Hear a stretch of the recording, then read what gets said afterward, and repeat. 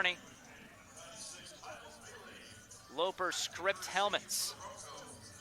The Broncos of UCO going with the all-whites. Yeah, I have to say something about those script helmets, Michael. When I first came here as a coach in 1984, that's what our helmets looked like, so it does my heart good to see those. All right. Love to hear it.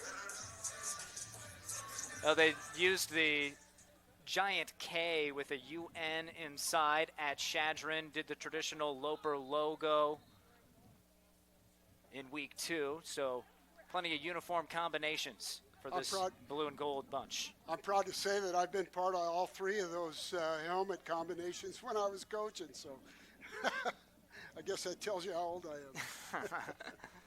And they're all pretty good looking. 77 degrees here in Kearney. Wind is in excess of 20 miles an hour coming out of the northeast. There's the kickoff from Kyle Failing, and it cuts through that crosswind into the end zone for his second touchback of the season.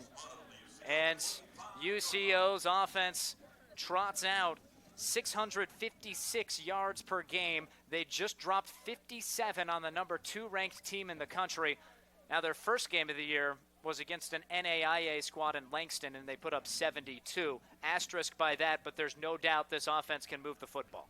Yeah, they do a lot of different things, and they move the ball around. They've got some good skilled people, and they're going to keep you off balance in terms of what they do and how they line up.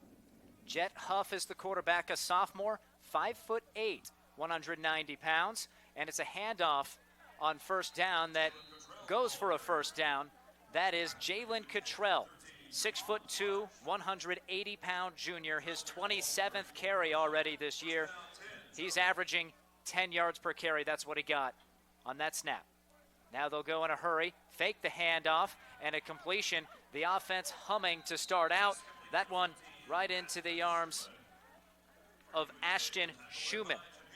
Yeah, they're going high tempo, and it's putting the defense on their heels a little bit. Huff, long throw. It's complete right at the knees to Jacob Delso, the senior wideout, and he gets a few yards as a penalty flag comes out. You know, we mentioned Jet Huff is 5'8", but he's got a great arm and he knows what he's doing. He's excellent out there on the field. And a penalty flag against UNK. That's Jabay Tilong, guilty of a personal foul face mask 15-yarder. And an unwelcome sight for the Lopers, who are the most penalized team in the MIAA through 2 weeks of football. 45 seconds in, and UCO's offense picking up where it left off. Huff out of the pocket, delivers behind his target, and it's intercepted. The Lopers have the football. It's Kendall Brewer sprinting to the Lopers sideline, and a turnover forced by the UNK defense for the 7th time, and we haven't even gotten through 9 quarters this year. Great job by the defense there. They flushed the quarterback, UCO's quarterback, out of the pocket. Huff kind of threw back across his body, caught the receiver on the back end, and bounced up in the air. Great job by UNK making something happen there. First interception this season for Kendall Brewer. That is the 6th interception for this Tim Schaffner-led defense, and they're fired up on the home sideline. Coach Schaffner does a good job of bringing different looks and being very aggressive, and so they're going to get turnovers. That's kind of what they want to do.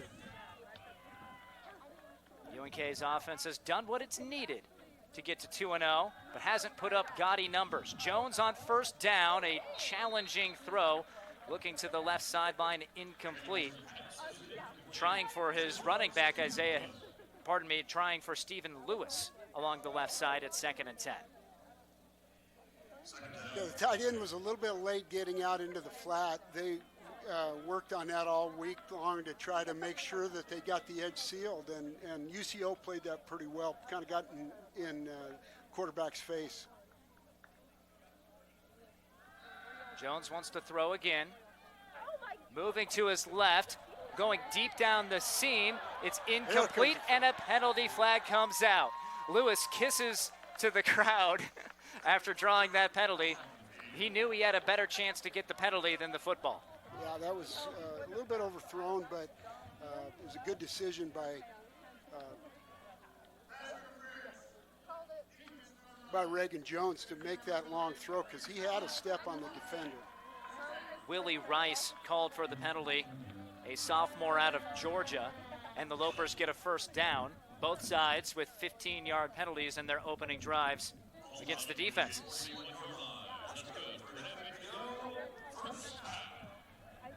See if the Lopers go to the ground here after a couple of pass plays. Yep, it's Harris. The defense expected that as well. 2nd and 10, stuffed by the defender, Connor Johnson. Defensive line for UCO really got some penetration on that play, and UNK's offensive line is going to have to shore that up a little bit. This is your first quarter, and that's brought to you by John Henry's, our family, serving years. Connor Johnson with the stop. He leads the Broncos in tackles with 14. 2.5 of those for loss. Trayvon Moore motions left. It's a handoff to Harris on the right side. Cuts upfield, able to manage 3 yards, bringing up 3rd down and 7.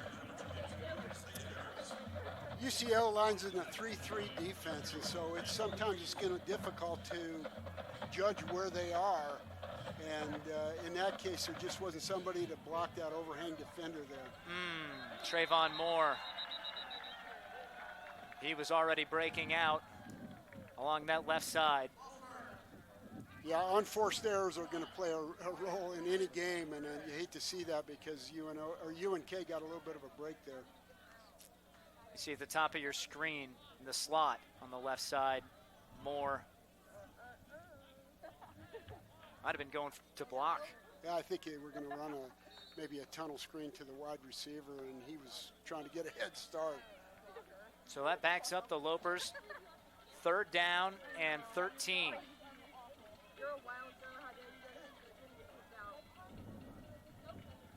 Shane Daly goes to the left. They fake to him. Jones wants to run. He doesn't have any room, and he loses the football. Central Oklahoma pounces in the area of the football, and it's recovered by the Lopers. Oh, Jordan Allen saved a turnover. Yeah, good job by Jordan to be on top of that, because otherwise UCO would have had excellent field position. Jones expected a running lane. There was none to be found. Right. Ended up losing the football because he ran into his giant left tackle, Cooper Reese. Marty Mormino gets off a skyscraping punt. Well, that was a beauty to the 21-yard line. Marty's got a big leg. He's got some big shoes to fill from Hunter Cross for many years, but he's doing a wonderful job. A 45-yard punt for Marty Mormino. I'm Michael Scheifele. He's Scott Hoffman. Glad you could be with us this afternoon. A game that we expected to be at 7 o'clock tonight, but a concern about possible thunderstorms. And we all know if there's lightning within a certain number of miles of the stadium, you have to stop football for half an hour. Yeah, and you don't want to have to deal with delays. You don't want to have to deal with the possibility of not even getting the game in. So UNK decided to move the game up. And I think that was a good decision. It looks like now maybe the chances of rain aren't quite as big as they were, but you want to err on the side of caution, something like that, especially with a team that has to travel 10 or 11 hours to get here. I think it made good sense. So a noon kickoff it is, and that's the first time the Lopers haven't been playing under the lights. They were set to have 3 straight night games to begin the season, but it still felt the energy out there. These guys have known it for a couple of days. If you're thinking, well, how's that affect UCO? Well, every team in the MIAA travels on Friday. So UCO already got up here last night. They just had to make sure they were going a little bit earlier in the morning. Yeah, they had to probably adjust their meal times and pregame walkthrough and that kind of stuff. But usually that's not too big of a problem. You kind of get used to it at the small college level of adjust and adapt, so to speak. So, looks like they're ready to play from all indications here. UCO's offense back on the field now. They were moving it on their opening drive, but the Lopers intercepted them to slow down that offense. Yeah, UCO likes to go at a up-tempo offense, so they're going to try to go as fast as they can, but it's tough when you're going into this type of a wind. They are going into the wind right now. The Broncos, a patient run, now breaking a tackle and getting a first down. Jalen Cottrell, an impressive start for the junior from Lexington, Oklahoma. That was an excellent run because it looked like there wasn't going to be anything there right to begin with, and he was very patient. Cottrell against Central Missouri. He ran for 163 yards and 3 touchdowns. Another quick completion there for the Broncos. Right. I mentioned they're using a lot of formations, and that time they stacked both wide receiver sets to both wides and drew a little bubble screen out there. They're forcing UNK to play the whole width of the field. Breaking a tackle, sprinting down the sideline along the right side. That was Terrell Davis. Jones, the safety, finally pushes him out after a big gain for the Broncos. The only thing that slowed them down has been themselves so far. And now Huff throws to the left, has it complete to Schumann, his third grab already. Before the sticks were even set, the Broncos are snapping, and it goes for 7 or 8. Now the chain crew's having a tough time getting lined up. The referees are having to work a little bit. And the referees are going to stop action. They'll get the chains figured out ahead of this 2nd down and 2. Nothing fancy so far. It's been run pass options and designed wide receiver screens. Not much downfield. Just get the ball into space, and it's worked. Yeah, so far they've really forced UNK to play the whole width. The tempo is forcing UNK to line up quickly. And, of course, what you're banking on when you do that from an offensive standpoint is that there's going to be some mistakes or misreads on the defense. And so far it's working pretty well for the Broncos. This UNK defense, one of the top units in the conference, if not the country. They're allowing an average of just 10 points per game through the first 2 contests. They didn't allow Northwest Missouri State to score in the final 3 quarters 2 weeks ago before that bye week. And, of course, Northwest runs a little bit different type of an offense. But, the UNK defense has done a great job so far this year, and now they're just going to have to pick it up because they're going to get tested all day. Stacked wide receivers on either side. Huff on 2nd and 2, gives to Cottrell. He's bottled up, but still wiggles forward for a couple. And another first down for the Broncos to the 30 of the Lopers. Cottrell is 6'2", 190 pounds, but he's pretty shifty. A lot of times those taller running backs aren't quite as nimble as he is. He does a good job. They'll give it to him again, busting outside and shut down. Devin Guja, the 6'1", 220-pound senior, hits him for a loss, and it's 2nd and 12. Yeah, you have to make those kind of plays on defense to get them off rhythm a little bit. Now Huff wants to throw. Pressure comes. He delivers. Open along the hash marks. Good for a first down. It's Davis for the 2nd time this series. And the junior moves the chains once more, this time into the red zone. And the Broncos aren't wasting any time. Lopers don't like that. Timeout UNK. Their defense not set, not adjusting to the tempo here in the first 6 minutes of football in Kearney. We'll step aside with them. Their way out, late arriving crowd, expected with that changed time, but stands filled out here on the home side. Yeah, that's good to see the UNK, the fans come out to help. Finding the edge and running through a tackler. The Broncos change it up, bring in William Mason. He's a big body back too. 6'2", 215 pounds, an Oklahoma native, and he barreled forward for 12 yards. Well, UCO obviously shows they have a ton of athletic ability on their football team. I mean, their skill people really show up. Referees figuring something out here on the far sideline. Somebody got run into. Looks like it might be one of the officials. Player took out the legs. Jones hits the back, and that's a tumble. Ooh. Yeah. And as we just mentioned, that's 215 pounds running into you. Also on the injury front, just noticed this, but a cart taking Trayvon Moore, the tight end, off of the field.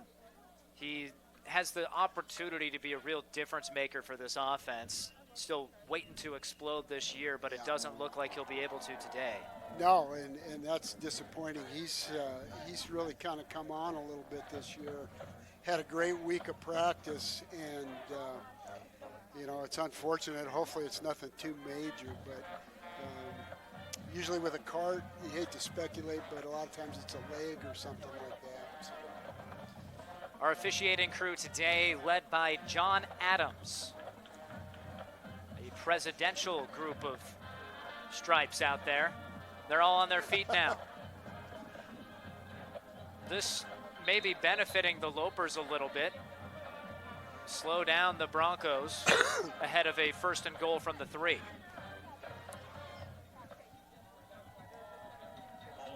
Yeah, I mentioned to you that UCO's offensive coordinator must have one heck of a script, because they are going fast, and everything they seem to be doing has been pretty well done. Mason still in at running back. There's the snap to Huff. They give to Mason. He plows forward, hit at the knees. That's enough to bring him down at the 1-yard line. 2nd and goal. Jabe Talong with the stop. Already ready to snap.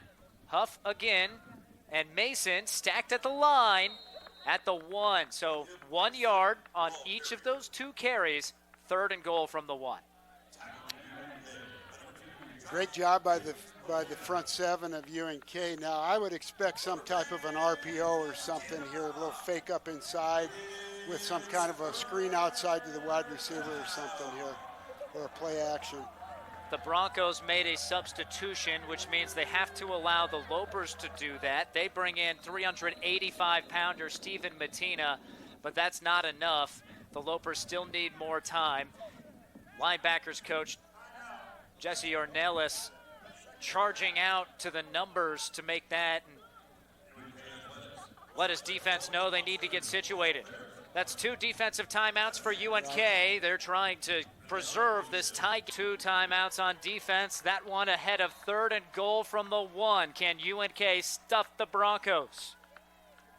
Huff gives it off. Mason hit the backfield. He's dropped at the line of scrimmage. He lost a yard, and it's 4th and goal. Parker Wise, the linebacker, shooting in. Good call by the defensive staff by UNK there. I was kind of surprised that UCO tried to run that thing up the middle.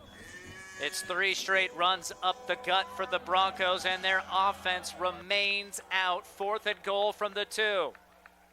They're in an unbalanced set, so I wouldn't. Mason is the back. They run the option. Huff, he's hit. He's dragged backwards. And the Lopers defense, facing 1st and goal from the 3, forces a turnover on downs against the best offense in the country. You know, that was a great strategic timeout. We were talking during the break that UNK's already used 2 of their timeouts, but in that case, it really paid off for UNK. So you may not have them at the end of the first half, but it really paid off right there. That was a great stop by the UNK defense. Holy smokes. Easily navigating down the field like a hot knife through butter. But get to the 3, and the Loper defense holds strong. Sometimes when you're in a high-tempo spread offense, you're used to scoring long plays, and when you get down to constricted areas, it's a little bit tougher for the offense to operate. Tough place for the Lopers offense to operate. Backed up at their own 2. It's a handoff on first down and a good push by the line, helping Isaiah Harris to rumble up to the 6. A 4-yard pickup to set up second down and 6. That's a good first down play. You get a punch straight up the middle or pick up 5 yards. That's pretty good when you're in this kind of a situation. I was waiting for the live stats to get us the players who led that stop against Huff on fourth down. It was Steven Bettina and Devin Guja. Now in the shotgun. We'll go to Harris again. Oh, he's hit right at the line. The Bronco defensive line eats him up for no gain. You can see the nose guard. He was able to kind of get his hands into Akani Tuoani, and he didn't get much help from the right guard there, and he made a pretty good play. Hunter Largent, 6'2", 345-pound senior. Showed off his size and skill. Third down and 5, trying to avoid punting out of their own end zone. That's Reggie Anderson in motion. Reagan Jones gets the knee-high snap, steps up in the pocket, throws it's complete. He has Anderson, and Anderson scoots forward to the 24-yard line. A gain of 17 on 3rd and 5. Good job by UNK. They ran a little flood route. They brought the back out of the backfield, and Reggie opened up on a little spot route. Good read by Reagan.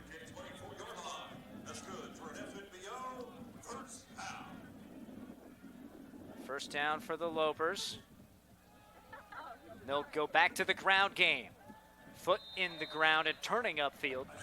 Harris launches for about 5. It's UNK offense. They haven't needed to score too much. They're averaging 19.5 points per game through the contest against Chadron State and Northwest Missouri State. 294 yards per game. It's not lighting it up, but they've done what they've been asked, and they've played complementary football. Exactly, and they're helping the defense out by controlling the clock a little bit, and of course the defense helps them as well. Harris stays on his feet, able to get an extra yard after a big lick was applied by the Broncos defense. The third down and short. Tackle made by Marcus Sowell. 4 minutes, 35 seconds remaining in this opening quarter on your Currency scoreboard. 3rd and 2. Jet Turner coming in for to replace Isaiah. Isaiah took a pretty big hit there. Jet Turner does not have a carry. He's a true freshman from Bixby, Oklahoma.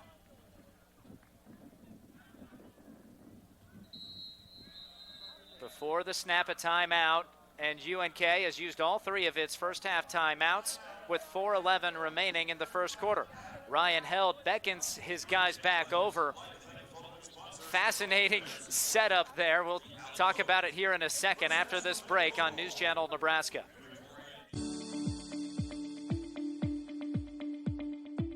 Make this the summer of Jeep at Woodhouse Chrysler Dodge Jeep Ram. Save on our full lineup of SUVs like the 2024 Jeep Grand Cherokee L. And take advantage of our current offers going on right now.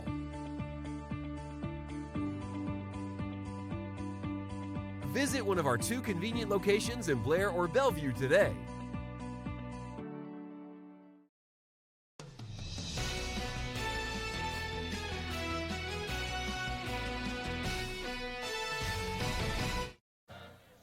Well, disappointing for Coach Held to have to call a timeout there. That was clearly something special. There were 2 linemen in motion, and a freshman who hadn't seen the field yet this year was in at running back.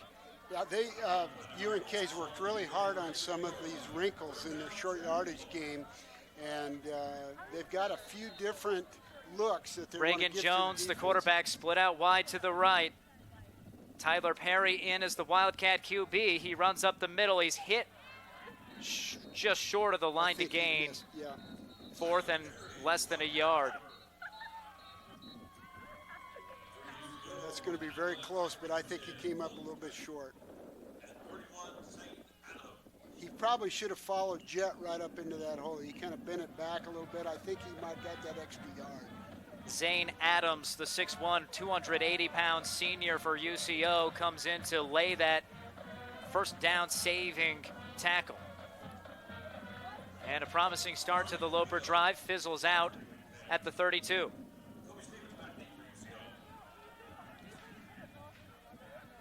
You know, at the same time, they did a good job of punching the thing out from the back of their end zone and getting a couple of first downs.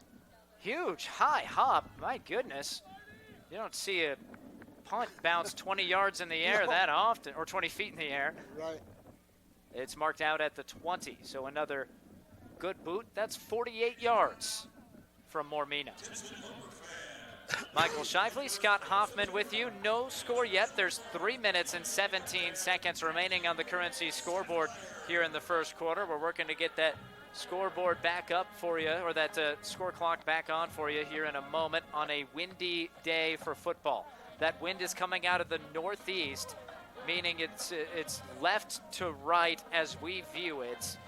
And if you're going that direction like the Lopers offense is, you want to take advantage of it if you get the chance. Yeah, I was just thinking about that too, because there's 3 minutes left in the first quarter, and UCO has been able to drive the ball into the wind. It would really behoove the Lopers to get a stop here before the quarter so that they can have good field position. Otherwise, UCO is going to turn around and have that wind to their back, and I'll bet they're going to take some deep shots.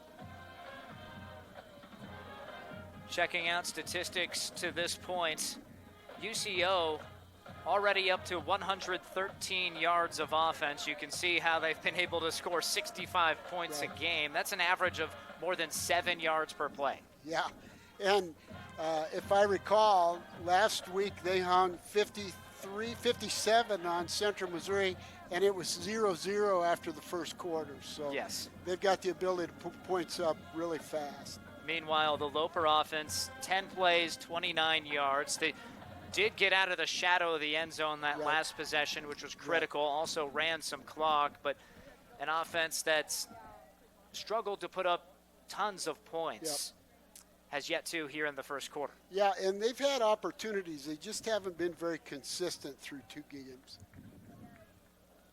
Broncos offense has consistently moved it, but shut down at inside the 10-yard line, their last possession. The Loper defense forced the turnover on downs. Here's Huff handing off on first down, and nowhere to go for Cottrell. He's upended right away by Nathan Peshek, the junior out of Millard West High School.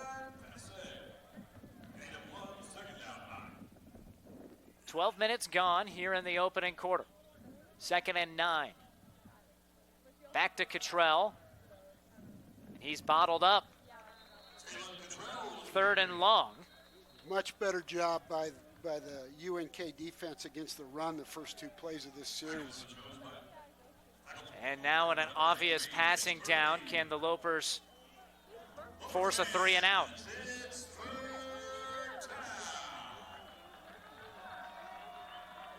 Lopers bring 5. Huff delivers. It's in the air and incomplete. Cottrell. Nope, not Cottrell, pardon me. They were looking for Dominique Dunn, the tight end. That was a good play by Javon Marsh Javon with the incompletion. Yeah, and almost a great catch by UCO's player there. Had Dunn, the 6'3", 210-pound junior from Mustang, Oklahoma, almost got it on the deflection. But a critical moment for that UNK defense to force a 3 and out. Yeah, hopefully UNK will get good field position because he's kicking into the wind here. Punter is Grayson Miller. Junior, it's a line drive. Huge punt. That's remarkable. Great all job the way by to the 16. Or UCO's punter there. I did not anticipate that. Great job. It's a 63-yard punt. Into the pretty stiff wind. was unbelievable. Yeah, I don't think the Lopers were anticipating that either. On the year, Miller averaging 45 yards a punt. That's not even his longest. He has a 65-yarder. So he does have the leg, displayed it there. We did see Zane Schwang. If you're wondering, the Waverly native has been one of the top backs. He is the top receiver so far this year for the Lopers. Not playing on offense, but he is in for punt returns, nursing a shoulder injury. Poor field position for UNK. Once more, here is Jones in the pocket on first down. Throws left and dropped. Bouncing off of the hands of UNK's wide receiver. They were trying to get it to Tristan Hervey, a redshirt junior. Would have been his first grab of the year. Tristan's an excellent athlete. You just got to look that ball in all the way. It would really help UNK if they could flip the field here and get on the plus side of the 50-yard line. Jones hands off on second down. Harris breaking one tackle, can't escape the second, gets just 1 yard. Strong pursuit by the linebacker, Dylan Buckheit. He's one of 8 senior starters for UCO. You know, an area that doesn't get recognized very much because their offense is so prolific, but they have a very good defense as well. Tail end of the first quarter. Yardage has been dominated by UCO, but no separation on the scoreboard yet. The Lopers have 8 seconds and counting to snap this.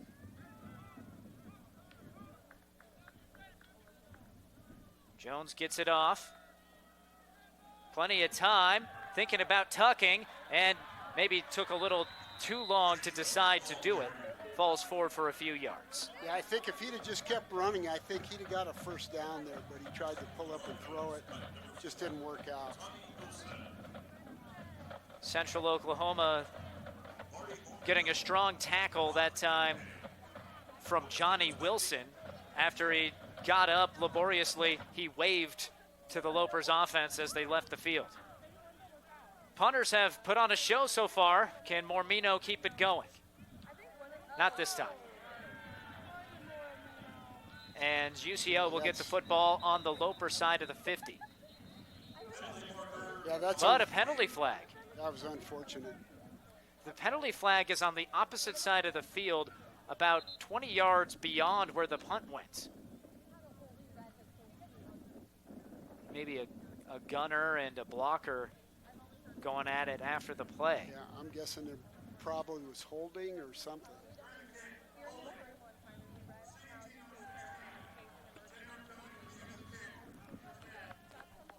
So the top corner, you can see on that top left side, good tackle by the UCO blocker about 30, 35 yards away from the football. And that 10-yard penalty helps out UNK, but still the Broncos will start it at their own 47. You know, one of the things that happens there is typically you have defensive backs out there covering the gunners, and they're not used to blocking in space like a wide receiver is, so that's why you see so many of those holding calls out there on the perimeter on special teams. 215-pound back William Mason stands to the left of the 5'8" quarterback Jet Huff. An offense that's been humming, but no points yet. Thrown to the right, it's complete, forcing the Lopers to make a tackle in space.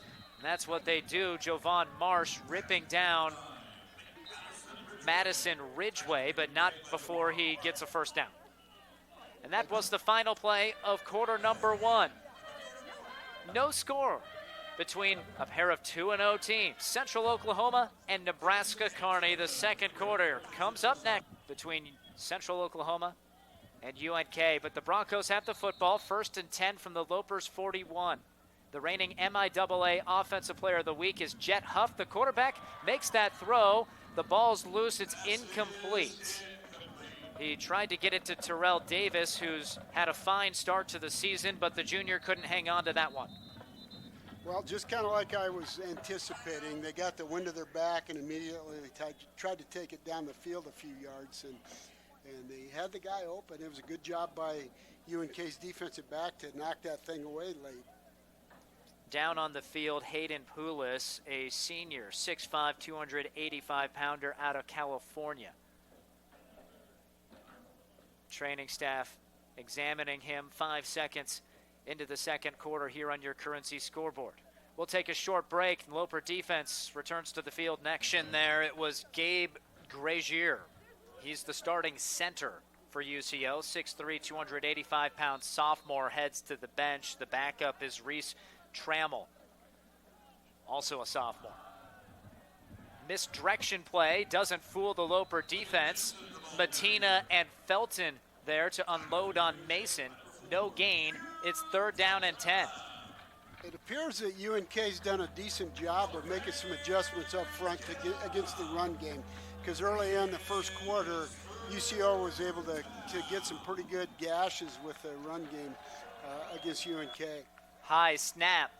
Running out of time. Huff throws complete, but short of the sticks. He got it to Schumann. Had a busy day right as the hit arrived. The Loper pressure got a good lick on Huff. Is it 4-down territory? Looks like they're keeping the offense on the field. 4th down and 6. UNK's defense has already forced 1 turnover on downs. Huff on another high snap, steps up in the pocket, throws a diving catch made short of the 1st down marker. And for the second time in the first half, the Lopers stopped the Broncos on 4th down. That one intended for Jacob Delso. Coverage by Jaden Hamilton. Great job. Junior transfer out of Coffeyville Community College. That was a good catch by the receiver for UCO, but good job by Jaden making sure he didn't get the 1st down there. And I think we saw an impact with that floating snap that arrived at about eye level to Huff. I would agree, and anytime you lose your starting center, that usually is a factor. Not that the backup isn't a good player, but there's a reason that the starter is the starter. And with that offense, timing is critical. Here's Jones running the option. Short pitch to Harris, who has some room. Isaiah Harris breaks loose. And a penalty flag flies along the left sideline in the area of where Stephen Lewis was blocking. That happens so often on the perimeter. Wide receivers get their hands outside the defensive player's cylinder, and what turned into a great play ends up being a penalty. Harris had already broken off 20 yards by the time that penalty flag came out. That run was set up to be equal to the amount of offensive yardage the Lopers had in this game. So it's an illegal block in the back, not a hold. Bottom of your screen, you might be able to see it. Right so there, it's actually not. It was on Reggie Anderson. It wasn't on Reggie. Lewis. And he just gave him a little bit of a shove in the hip, but they called it. 2 flags came out. You have to just use your head, get into a position where you're not going to do that. Still 1st down. It's 1st and 10 because of that spot foul. There's 13 and a half to go here in the first half on your Aurora Cooperative scoreboard.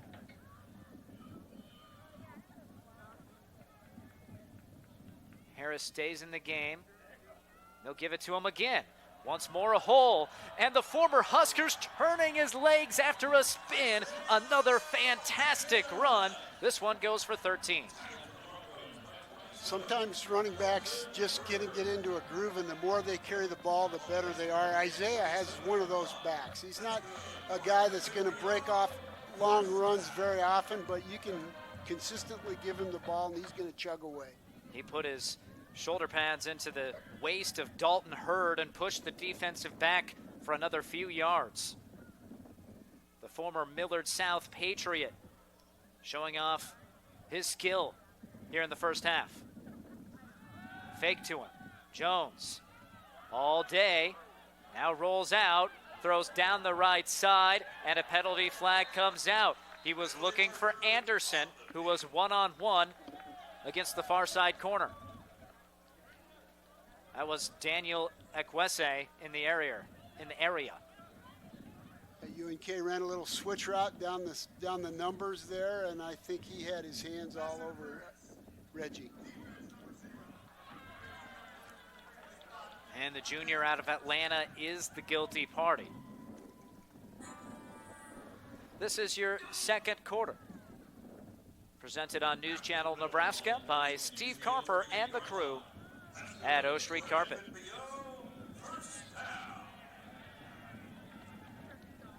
Both sides guilty of big penalties this drive. Into Bronco territory. What a stick! A huge hit applied by Dalton Hurd. And it's a negative play for the Loper offense. UNK had Abram Skolton in there at quarterback. I wonder why Reagan had to come out there. Oh, good catch. Yeah, I hadn't noticed that. Wide receiver made just didn't get it done out there on the perimeter, number 89. Jet Turner, the true freshman from Bixby, Oklahoma, we mentioned earlier, is the one who made the catch. Again, getting his first action of the season right now. Zane Schwong not able to go on offense. Typical replacement back. Good throw. Jones puts it right on the money, and it's good for a first down. Completed to Reggie. No, that's Stephen Lewis. Yeah, Lewis makes the grab. Good for a 12 or 13-yard gain. Good job by Reagan of staying in the pocket and scanning over and looking at all his options. Quick snap. Quarterback keeps. It's an RPO. Switches to the left hand and slides down. Heady move by Jones. Navigates for 3 yards. Close. You're always a fraction of a second away from an illegal hit when a quarterback takes a slide, but that one seemed fair to be no flag. Yeah, I think he kind of missed him with his helmet. So. 2nd and 7 for the Lopers.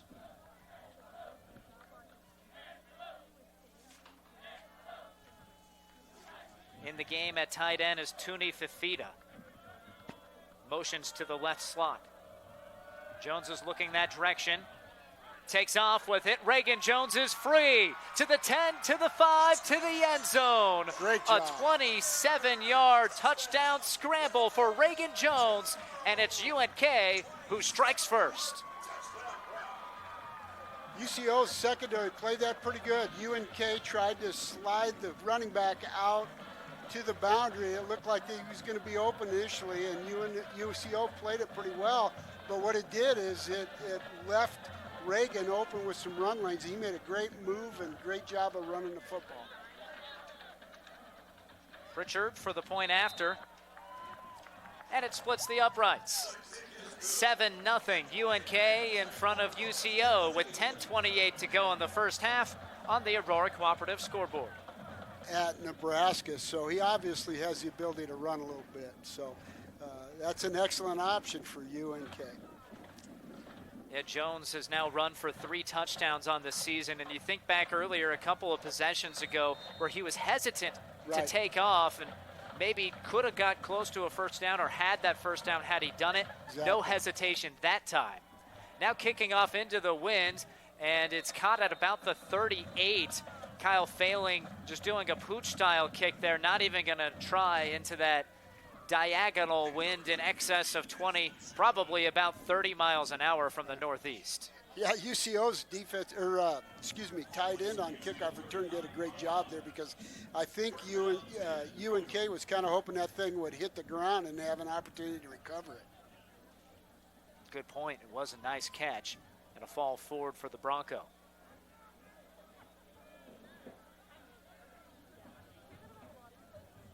They've been stopped by 2 turnovers on downs and an interception.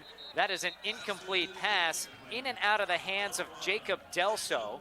And this UCO offense has flashed why it's been one of the best in the country, but has yet to punch it in through a quarter and change. Yeah, and you have to give hats off to UNK's defense for making some adjustments and making some plays happen. Pressure gets home. A sack for the Lopers. It's Parker Wise racing in to bring Huff to the turf.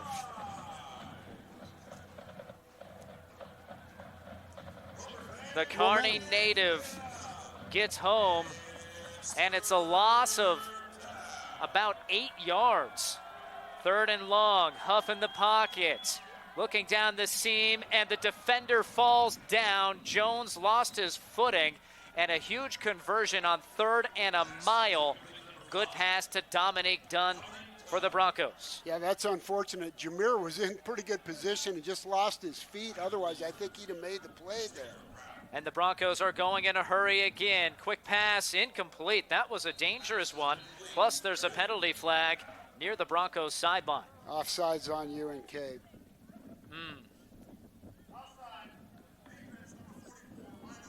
That's on Wise, the linebacker, former Kearney High Bearcat.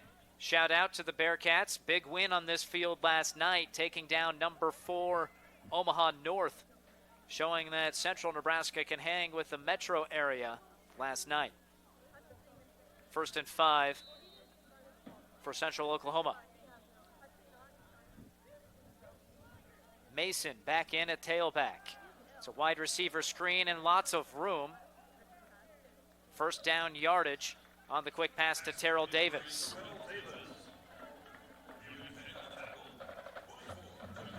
So they find Dunn for 29 to move the chains. And then on 1st and 5, a 6-yard gain. Broncos again churning out the yardage. Mason breaks 1 tackle, gets to the 2nd level, gets about 7 before Q Felton hits him.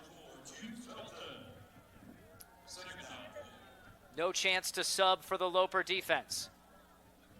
No, they're out of timeouts, too. Right onto the hands. Interesting looking play developing along the left sideline. Well, and right onto Ashton Schumann's gloves.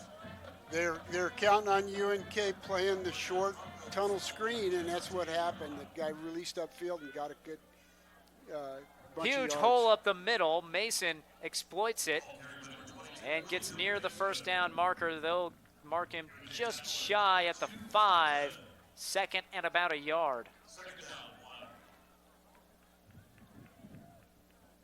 Huff gets the snap, hands it off. And 1st down. It's 1st down and goal now from the 4. The Lopers have stood tall once this game in this situation. Their backs against the wall. They'll try to do it again to preserve the lead. The Broncos are bringing in some heavier personnel, try to punch the thing up inside, I'm guessing.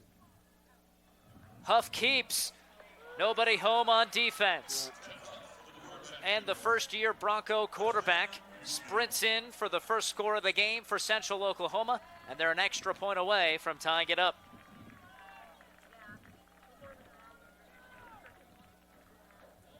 Jet Huff, more than just his arm, does it with his legs that time. For Huff, his first rushing touchdown of the season. He's an excellent quarterback. You know, you look at the statistics and his dimensions, and he's 5'8", 190 pounds, but he's an excellent football player. Nicky Quevedo, Oklahoma. This time they got it done in the red zone. And the Loper offense will have to respond with 7:56 remaining in the first half on the Currency scoreboard. Helped out on a big 3rd down and about 18 play that UCO was able to hit a vertical seam route, and UNK's defensive back fell down. Great point. That was a turning point in that drive. With the wind at the back, it's no longer diagonal. It is really more of just a straight left to right wind, gusting up to 30 miles an hour. Not a cloud in the sky. If those thunderstorms are coming, they have yet to roll in. Loper offense will come out, and they themselves just had an impressive possession last time out. Both teams have done a great job of moving the ball into the wind today, which is kind of surprising.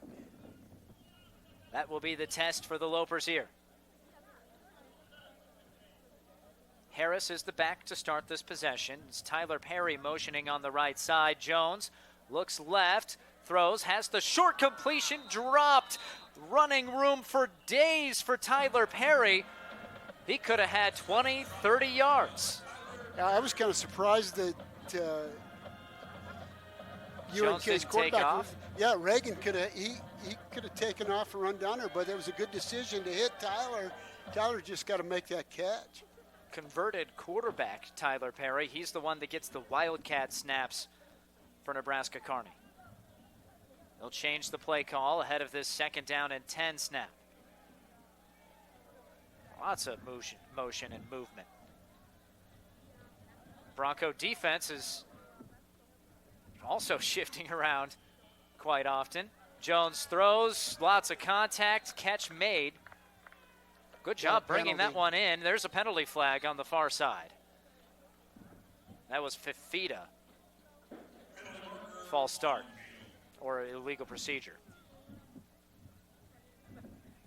UNK was trying to, they call that their scramble motion, where they try to change personnel and groupings, and it really had UCO kind of confused a little bit, but it backfired against the Lopers there. That's the 5th penalty for UNK. It has plagued them all season. Averaging 85 penalty yards per game. You rarely start 2-0 if you do that. That's exactly right, yeah. And already 4 against them this afternoon. 2nd and 15. That's Daly going to the left. Jones in trouble, throws out of bounds in the area of Kobe Stevens, the defensive back. And it's 3rd down. Kind of fortunate there that there wasn't a grounding call. Well, they're going to discuss it, the officials, pointing to see if he was out of the tackle box. Certainly no receiver in the area. And there's the penalty flag. Seems like a fair call. I don't know if he got out of the tackle box. No, I don't think he did.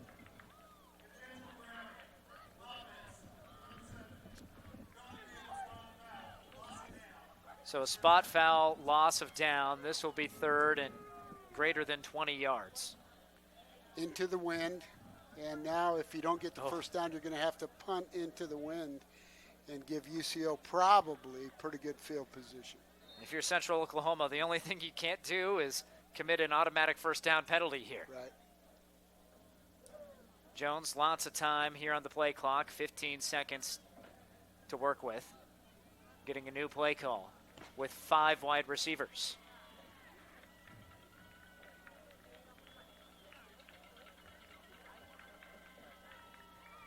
Steps up with initial pressure, throws to a covered Isaiah Harris. Nope, Stephen Lewis still made the catch. Able to get some yardage out to the 16 as a gain of 9. Not near what they needed on 3rd and 27, but does help for this punt situation. Exactly. Mormino's last one, not his best. No.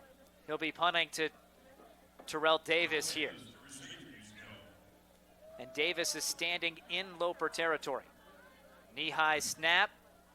It's a spiraling kick. Affected by the wind. It's a muffed punt, and UNK falls on it.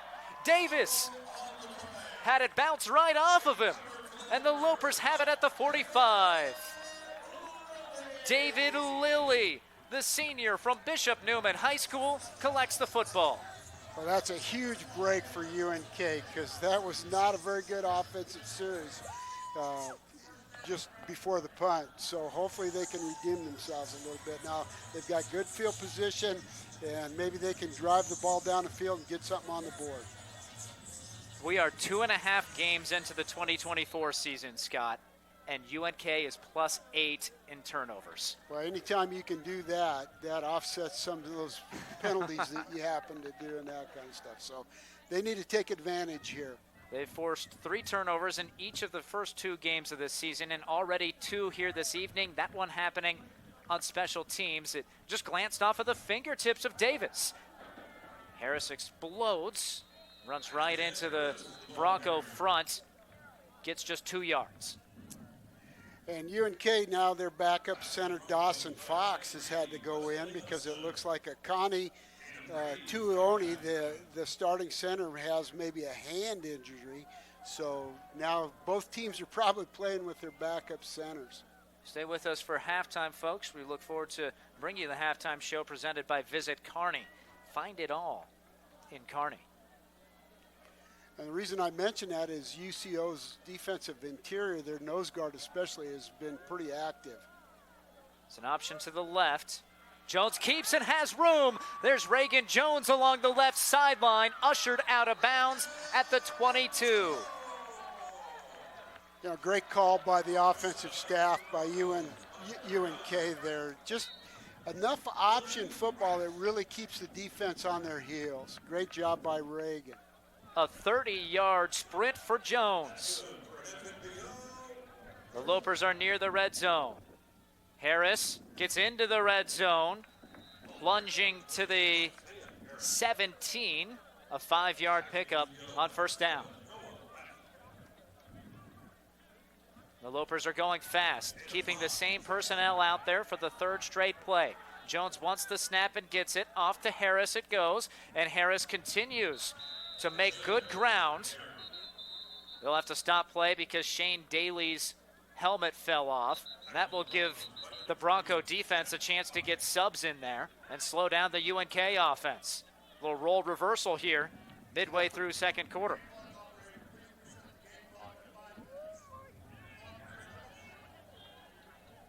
Critical 3rd and 1 for Nebraska Kearney's offense.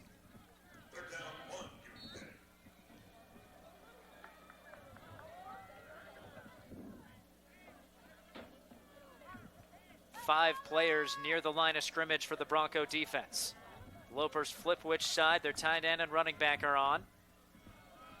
It's a pass, and it's a catch for a touchdown. Great call. Jones to Stephen Lewis. Everybody thought run. They went to the end zone, and it pays off. Nice back shoulder throw by Reagan Jones to Stephen there. Excellent play fake. UCO was showing a blitz. They had everybody at the line of scrimmage, and great play call. The 4th passing touchdown of the season for Jones, the 1st touchdown for Lewis. Here's Pritchard for the point after. It's through, and UNK run the ball, and they beat him up top for a touchdown. And the Lopers are back in front. Throw to get him on the back shoulder. And how about the dance moves from Lewis? Then he flashes the Lopes up sign to the students. Low line drive bouncing kick. They'll fake the reverse, run it to the left. Lots of running room. And tugged down by the back of the jersey is Kobe Stevens. Broncos will start it just short of the 40 again. UCO runs that reverse or fake reverse, one of the two, almost every kickoff return, so it puts you to kind of a tough position. Wind is blowing straight left to right, so at the back of the Broncos, steady gusts, 25 to 30. Both offenses have been cooking a bit here in the second quarter. Tight end on that drag route. Never goes to the turf. Ushered out of bounds. That's Dominique Dunn, the 6'3", 210-pounder, getting 7 yards. Well, hopefully UNK can rise to the occasion here before half and get them shut off, because they'll get the ball in the third quarter. Huff fakes the quick pass, has lots of room to the left, throws complete. Impressive work extending the play, waiting for Schumann to get left alone, and puts it right on the numbers. I'm sure Jed Huff probably didn't get recruited too much because he's a 5'8" quarterback coming out of high school, but that young man is an excellent football player.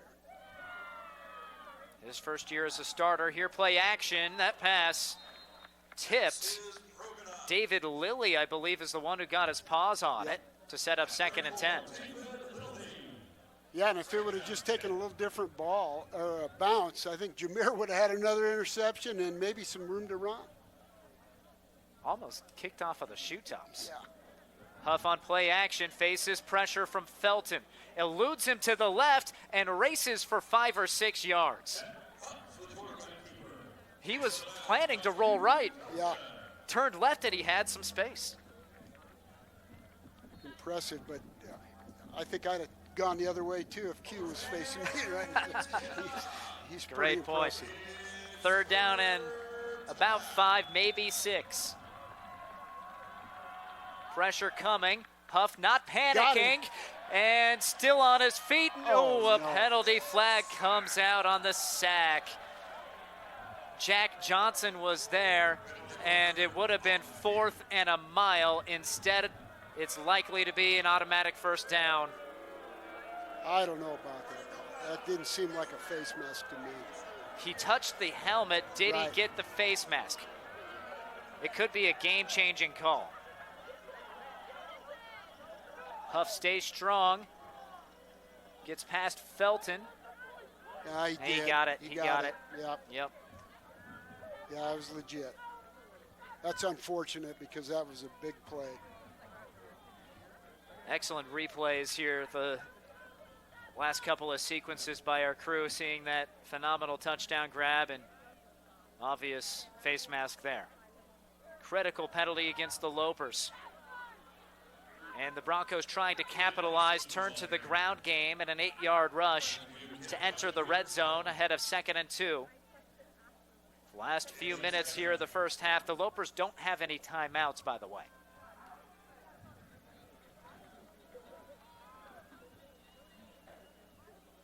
Huff looking left, wide open target, makes the grab, makes a defender miss. Terrell Davis makes it 1st and goal from the 6. 12-yard gain. I don't know if UNK was playing cautious and defending the end zone there, or if there was some miscommunication. Quick by the snap, defensive backs. handoff. Mason, nothing that time. Just got back to the line, 2nd and goal.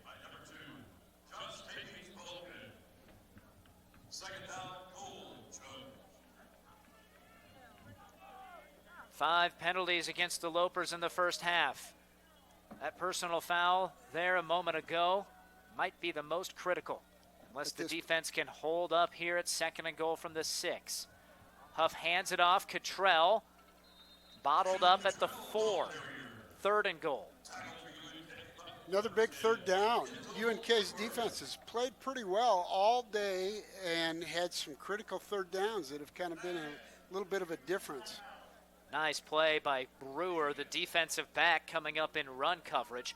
Timeout, UCO. Feature story and Jameer Jones. That's all coming up at halftime. Your halftime show brought to you by Cunningham's. 3rd and goal from the 4-yard line. The UNK defense trying to hold strong once again, ahead 14-7 on the Aurora Cooperative scoreboard. Under 2 minutes to go in this 2nd quarter. Well, to this point in the game, UNK's defense has risen to the occasion most of the time down here. Hopefully they can pull one off again before halftime here. Still 2 timeouts left for the Broncos offense. They dialed up their touchdown play from 4 yards out, no doubt. They went to their play call they want. The Lopers defense scrambling late. Huff is in trouble, still rolling, and tugged out of bounds. Must have been by the horse collar. There's 3 penalty flags on the field. Once again, it looks like the Lopers have a 3rd down stop and appears to be negated. Yeah, it was either a face mask or a horse collar. No, It's face mask again. Yep, that was Josh Davies Balogun, the junior defensive end. Excellent hustle to get out there, and the Lopers are tackling high this possession. It's biting them. You know, you just state the obvious here, but against a high-powered offense like this, you just can't make those kind of mistakes. It's putting yourself in a bind. You should have been off the field a couple times now. Can't give an offense averaging 65 points a game extra life. Exactly. First and goal from the 2. And the Broncos find the end zone. A handoff to the back, William Mason. And the sophomore able to absorb some blows on his way to 6 points. And again, we're 1 point away from being tied up. Chandler Brown coming in trying to make the stop. And Mason gets right through him.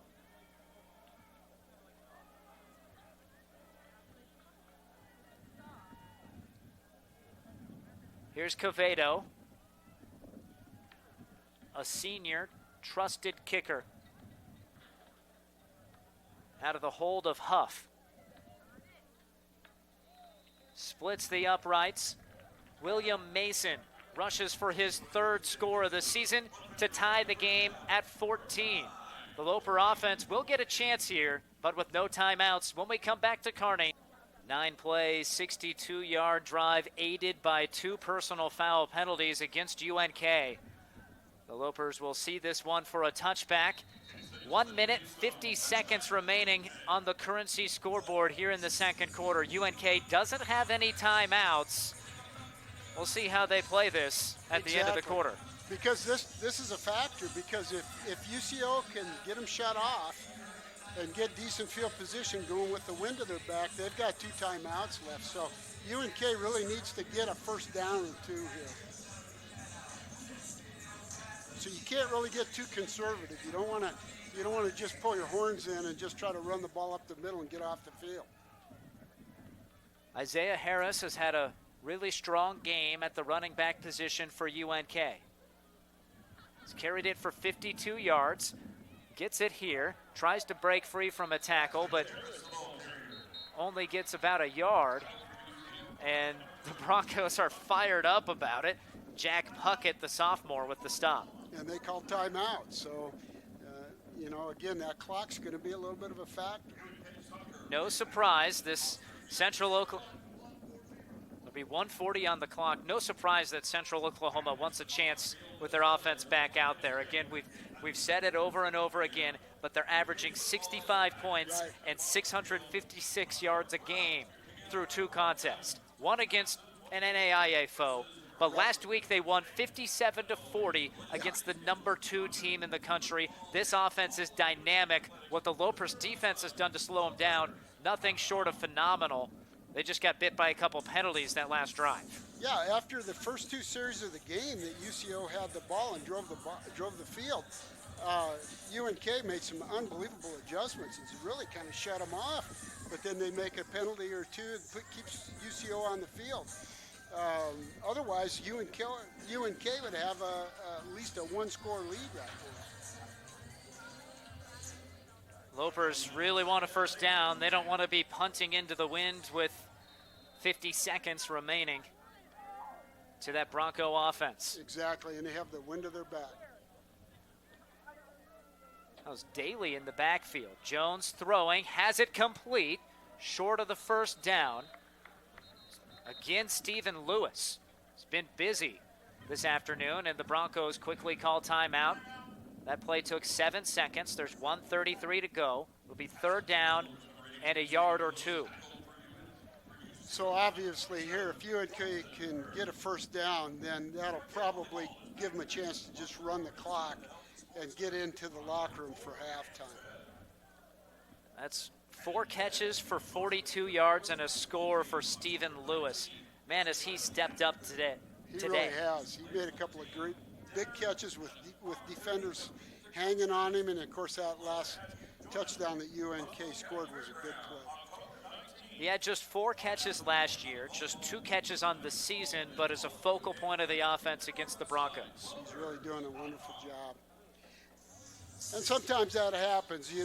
They've probably focused on Reggie and some of the other receivers that have had big games so far. And it's good to have that kind of depth in your receiver room to where other guys can make some plays. An important end of the first half, third down snap for the Nebraska Kearny offense. Can they move the chains, keep the ball away from the Broncos? Jones gives to Harris, slips free from one tackle, but just gets back to the line of scrimmage. UNK rushes for no gain. It's 4th and 2. Okay, so they had all 3 timeouts. They had 3. So earlier it seemed like they had called timeout, but I thought so too. but must not have. And that's even bigger for Central Oklahoma. They're going to get the football. This punt will arrive with about 1:24 on the clock. I was under the impression that they'd called timeout. Might have been one of those penalties, maybe. Yeah, I mean, maybe it was a media timeout that we mixed up for a timeout. Could have been. Oh, that was a huge stop for the Broncos defense. Again, you know, their offense gets tons of credit, but their defense has made some big plays today. They really have, yeah. It helps when you know, well, it's probably going to be a handoff here. Right. Marty Mormino. Some good, some bad from him. Has a punt of 50 today, but also has one that was about 20. Well, and of course, the last time he punted, UCO's return guy muffed the ball. We got the ball back and we're able to punch in a score. So hopefully we'll get some good luck here. Gets a good snap. Pretty Strong good kick. punt. It's gonna... Takes a Loper bounce, and a Bronco comes in to take it. Old stop action with 1:18 on the clock at the 30. So that did touch the Lopers on the first hop. It looked like it got David Lilly there. A little risky by number 3. Yeah. I know why he did it, in order so UNK couldn't run clock, let the ball or time come off the clock there. But you got 4 or 5 UNK players around you, and you just muffed one the previous. That was a different return, man. It was Davis back who muffed it. They had Kobe Stevens as the punt returner there. Good move by the UCO coaching staff there.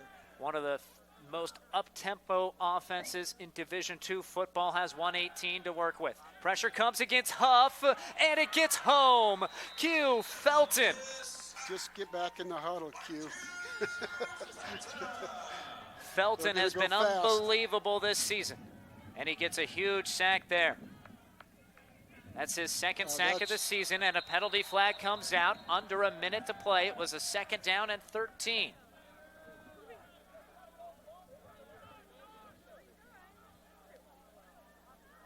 You're right, the Broncos were not fazed by that sack. They went right back fast to keep going. What's Coach Held going to do with this penalty?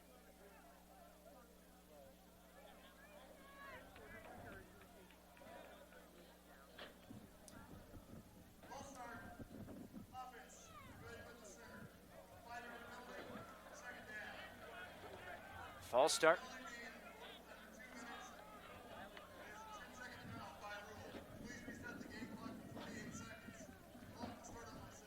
So 10-second runoff because there's under 2 minutes. It'll be 48 seconds plus that loss of 5 yards. Looks so like 2nd down and 18. Yeah, they're just going to go ahead and take a knee, I think. Just get out of here and get into the locker room. That's the formation they're in. That's a little different. They're going to protect that kneel down. The Broncos do indeed take the knee, and that will take us to halftime. An entertaining first half of football, and it's all square between a couple of 2-0 MIAA foes. UNK 14, UCO 14. Stay with us, folks. Lots to get to at halftime, your halftime highlights. And we'll set up our feature story of the day, putting a spotlight on senior safety. Kind of a tough decision as a coach. Has it been a major factor? A couple of special teams plays maybe, but for the most part, despite 30-mile-an-hour gust out of the northeast, hasn't been a huge factor. We'll see if Quevedo can slice through it here. Pretty good effort. And it hops into the end zone for a touchback. So UNK will come out on offense, led by Reagan Jones, the quarterback. A pair of first half touchdowns, one with his legs and one through the air, showcasing his multiple talents. Jones, the former starter at conference rival Missouri Western, 10-6 as a starting quarterback. That's a pretty good mark in this conference. Yeah, absolutely. You know, every week is a challenge, definitely, in the MIAA. So anytime you have a winning record as a starting quarterback, that's a pretty good deal. Isaiah Harris, a strong first half on the ground for Nebraska Kearny, the former Cornhusker. Never got on the field for Nebraska, was recruited by UNK head coach Ryan Held. Millard South product, transferring and showing his skills here today. Been running hard, 14 carries, 54 yards. Jones pulls it out of his belly on first down and throws it over the head of Anderson on the right side. Nothing going on that first play to start the third quarter. Yeah, they were going to try to run a little quick screen outside. I think it was an RPO, and UCO's secondary played that really well. So it was probably a good decision to throw it out of bounds.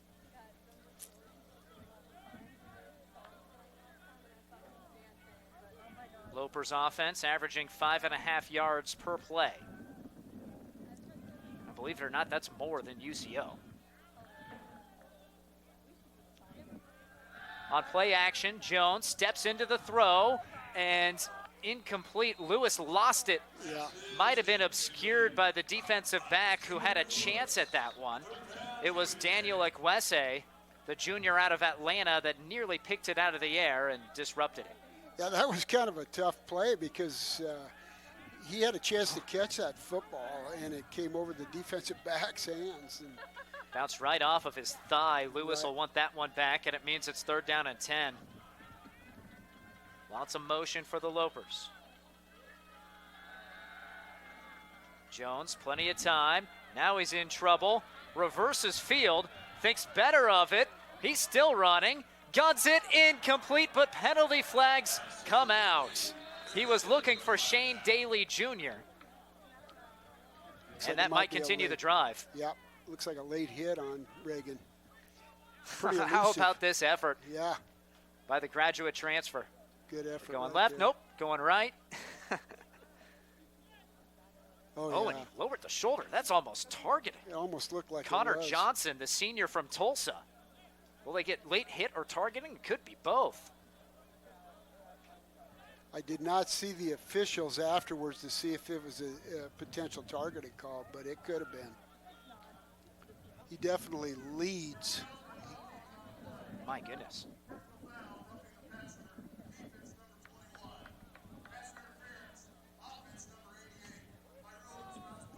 Oh, Tuni man. Fifita of UNK called for offensive pass interference.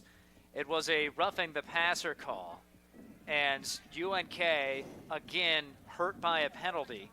That offsets what would have been an automatic first down on the roughing the passer. I'm kind of surprised there wasn't any question as to whether that was targeting, because the rule states it's if you launch, and it did look like he didn't hit him with the crown of his helmet, but he did launch his body. 9 penalties for Nebraska Kearny in this game. 69 yards against him. Back shoulder, catch made, no flag. Dijman Wheeler, the freshman from Norman Park, Georgia. Dijman, he's going to be an excellent player down the road. He's got so much talent. It was a great catch.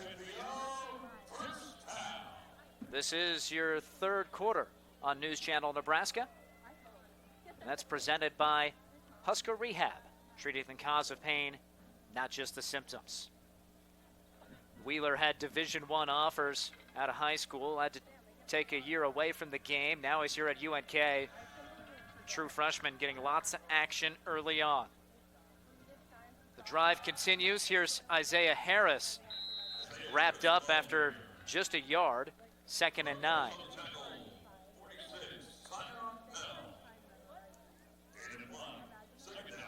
UNK running clock, and likely a strategy of head coach Ryan Held, keep it away from the Broncos' high-powered attack. Yeah, I think that's a good approach.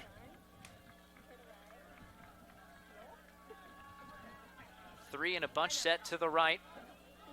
Jones looks left. Has lots of time. Still looking for an open player.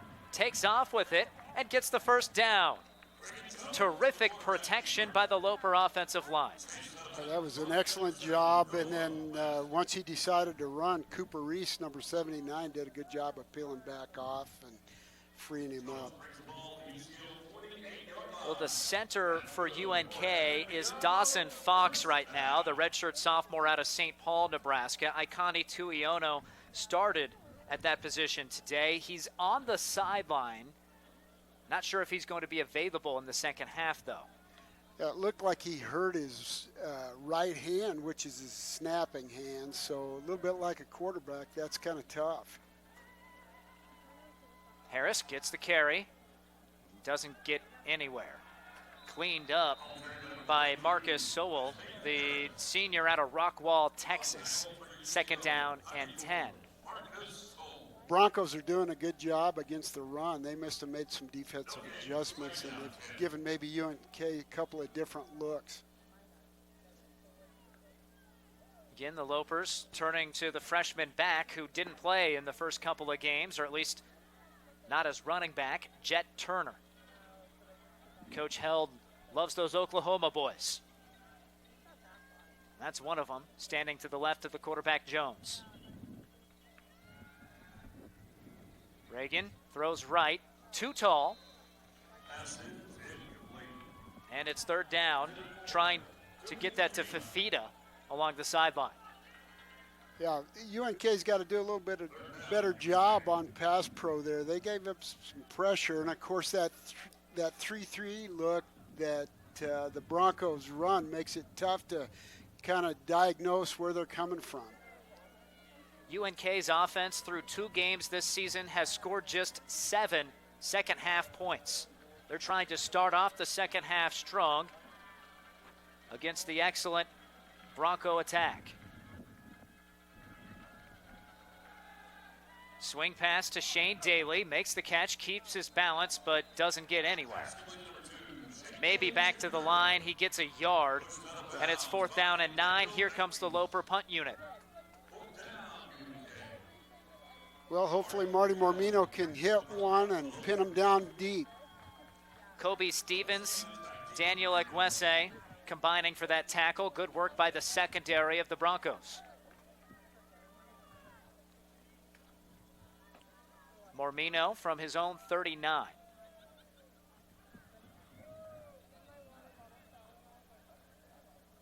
Wind is at his back. It's a high end over end kick. Stevens doesn't play it. And the Lopers catch the football inside the 20. Well executed by the special teams. And the defense, which UNK has leaned on heavy to defeat both Chadron State and Northwest Missouri State, takes the field here against Central Oklahoma in the second half. UCO was pretty efficient at moving the ball against the wind in the first quarter, so we'll see what kind of adjustments they made. I'm sure they're planning on making things happen. It's a 35-yard punt by Mormino, and here's Jet Huff, 15 of 20 for 175 yards and a pick in the first half. Puts it in the belly of his back to start this half, and maybe a yard. Was Jalen Cottrell. Had a couple of gashes there in the first quarter, but really the Loper defense has been effective against the run since then. Yeah, they have really shut down the run by UCO for the most part. Huff throws right. Felton gets a hand on it. The catch still made by Schumann, but his legs cut out in the backfield. A loss of yardage. Javon Marsh screaming in. The nickelback makes the stop. Javon's done a pretty good job today. He's made a couple of big plays. He's doing an excellent job out there in some open field tackles. So really a nice effort by Schumann to haul that in, but it ended up losing him 2 yards. Huff steps up, his receiver fell down, and Caleb Freeland is there to grab the upper body of Huff and pummel him to the turf. A 3 and out by the Loper defense. Well, that's really big for UNK because now hopefully they'll have decent field position. Of course, the last time UCO's punter punted into the wind, he hit a 63-yard punt. So, but you'd like to think UNK will have some field position here. Zane Schwong, again the Waverly product, not playing as a running back today, but is in as punt returner, dealing with a shoulder problem. This is a skyscraper. Schwong trying to come up for it, makes the catch, and UNK will have its best starting field position of the game by a long ways. They'll begin at the 38 of Central Oklahoma, tied up on the Currency scoreboard. Hats off to UNK's defense. They really kind of shut down UCO there.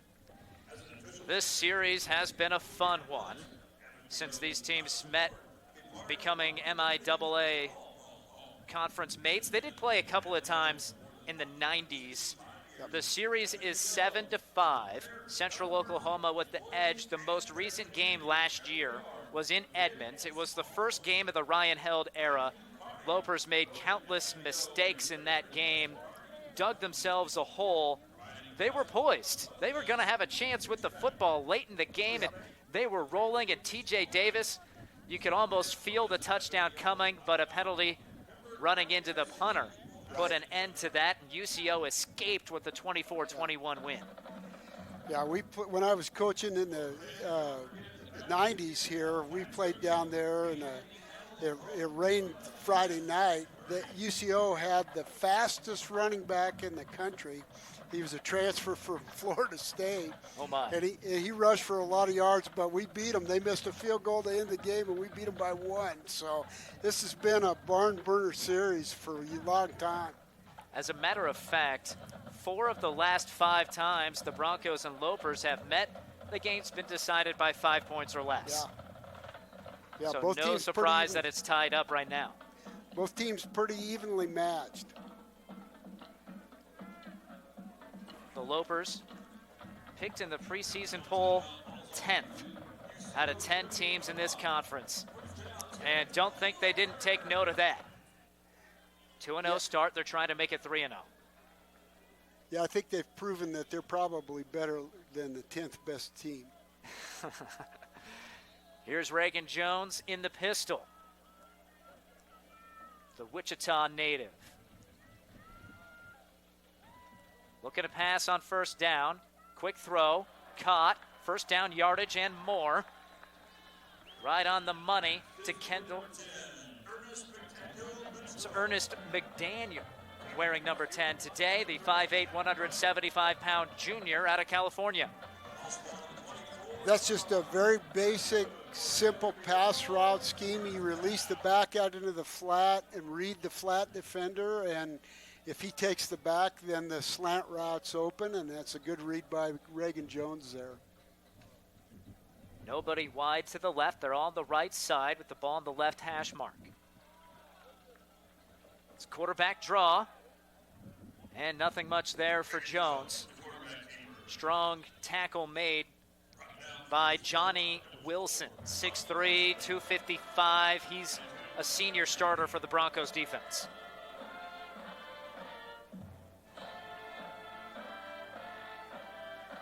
If you're thinking about special teams, can the Lopers have a chance here at a field goal maybe?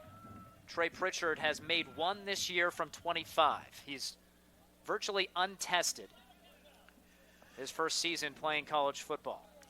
Well, if you do have to try, I guess you'd want that wind at your back and definitely have that this quarter. Sideways play that time. Completion to Anthony Sabatka, the Hastings St. Cecilia product. No gain, 3rd and 8. Big down here for the Lopers. Really good tackle. Dylan Buckheight's been active, the senior linebacker. from the 23 of the Broncos, trying to take advantage of excellent field position.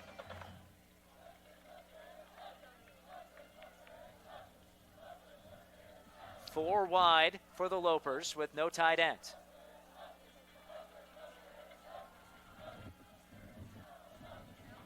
Just a three-man rush. Jones, incomplete. Just a little bit low. A sliding attempt made by Reggie Anderson. Nearly a huge conversion. And what will the Lopers do here? They're bringing out Pritchard. Ooh, that was just a bit behind and low. He almost made the play, Anderson. Yep. Good effort by Reggie. That's just unfortunate you couldn't complete that. Be first and goal on about the 2 or 3 yard line. Pritchard, redshirt freshman, Monument, Colorado. His second field goal attempt from the hold of Mormino has it up, and it's good. Good deal. And UNK hits a 39-yarder to take the 17-14 advantage on the Aurora Cooperative scoreboard, and it gives UNK the 3-point cushion. Let's see that effort again. You know, he got good leg on it. It drove it pretty well, and he got some good height. So that's an excellent job by Trey there. Jake Mandelko, the special teams coordinator, former Loper himself, has to like what he saw there from his redshirt freshman. Here is Kyle Failing, who does the kickoffs, and the senior unloads on that one. He'd like to kick with 30-mile-an-hour wind behind him more often. Well, Kyle's got a strong leg. He does a pretty good job putting it in the end zone. But when you have a wind like this, it's pretty easy to do that. The Lopers defense forced a 3-and-out last time out. Now they'll go against this UCO offense led by head coach Adam Dorrell. His career record, 107 wins compared to 51 losses. You may remember the name from his coaching at Northwest Missouri State. He led the Bearcats to national titles in 2013, 15, and 16. A few seasons in with the Broncos. Incompletion by Huff, looking to the right sideline. Yeah, Adam is an excellent football coach, and he left Northwest Missouri, went down to Abilene Christian when they were making the transition to Division I, and unfortunately things didn't work out for him, but he's doing a good job at UCO. Wide open look, it's Schumann with the grab. Tackle by Jaden Hamilton, and rather easy 9-yard pickup. 3rd down and 1. The Broncos are going fast. Quick pass. And it's complete. And a 1st down for the Broncos for the first time this quarter. And that's the Lopers offense and defense doing its job, that they held them without a 1st down for half of a quarter. Yeah, exactly. And with this offense, it's tough to get them shut off. Mason running right now finds a small crevice between his offensive line and dips forward for a yard, maybe 2. 2nd and long. Jack Nicolaisen getting his name called. Banged up the first couple of weeks. Gets healthy over the bye week last week. Good to see him on the field. Yeah, it's excellent to see Jack. He's a good football player and he plays really hard. On 2nd and 9, Schumann again with the grab. Shoestring tackle by Devin Guja. 3rd and 2.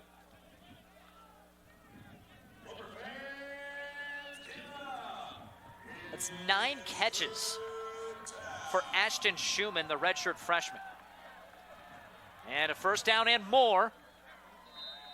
Stefan Talone finally flips over the ball carrier. Again, Mason getting that tote. And another 1st down for the Broncos. William Mason runs extremely hard with the football. He's tough to bring down. And 215-pounder, it would be tough. Nicolaisen lumbers off. Jack Johnson comes in for the Loper defense. Tight end has it, slips forward. Another grab for Dominique Dunn. This one just for a couple, 2nd and 8.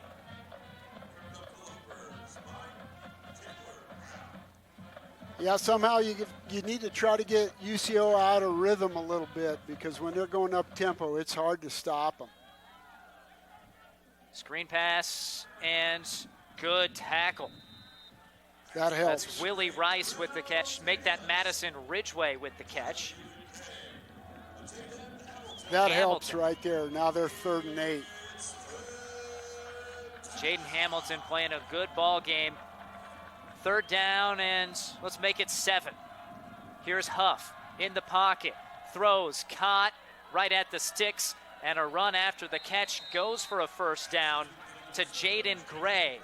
Applies a stiff arm on Talone to ride him for a couple more yards. One thing that they do with their up-tempo offense, they run a lot of rhythm passing game, and they just, he gets the snap, takes a step, and he's got the ball out right away. The receivers do a good job of getting to their depth and getting their head around and making the catch. Very difficult to defend that. Central Oklahoma now 4 for 8 on 3rd down against the Lopers defense, who came in allowing just a 27% conversion rate. Stephen Mattina comes in, the 385-pounder for this snap. Cottrell gets the carry. Cottrell finds some running room, and he's still on his feet to the 20. Pickup of 5 on maybe 6 on 1st down. Broncos moving the football, a drive that started back inside their own 30. Again, doing a good job going into the wind. Doesn't seem to affect them at all. On 2nd and 5, handoff to Cottrell again, and this time the Lopers are there. Q Felton is in there, so is Stephen Mattina. And leading the stop was Cade Sipe, the redshirt freshman from Lincoln North Star. One thing that UNK does well on defense is they gang tackle. There's a lot of bodies around the ball carrier. 3rd and 5. Clinging to a 3-point lead, the Lopers bring a pass rush. Huff trips up. He falls down at the 31. And UNK gets a sack on 3rd down. Huge play, huge play. It'll be interesting how it looks like they're going to try a field goal. It's into the wind. It'll see if they make this. No, they're keeping the offense out. I'm sorry. 4th down and 14. The Broncos are 0 for 2 on 4th down. The Lopers rush just 3. Huff to the right side, and a penalty flag comes out. Jaden Hamilton on single coverage. There's 2 flags. And the Lopers, plagued by penalties all season. And on 4th down, it appears the drive will stay alive. He made contact. If he'd gotten his head turned around and looked for the ball, I think it would have been an incomplete, and I don't think there would have been a call. That's unfortunate. They're looking for Jacob Delso, just saying one-on-one, make a play. And did enough to draw the penalty. It was 4th and 14 and 15-yard penalty. 1st and 10 for the Broncos, and Coach Dorrell rewarded for going for it. Can they find points? Play action, Huff keeps, and he's hit hard on the kneecaps. Good blow delivered by Jameer Jones. That was an excellent job of filling that by Jameer. I imagine Jet's going to feel that tomorrow. 5'8", 190-pounder.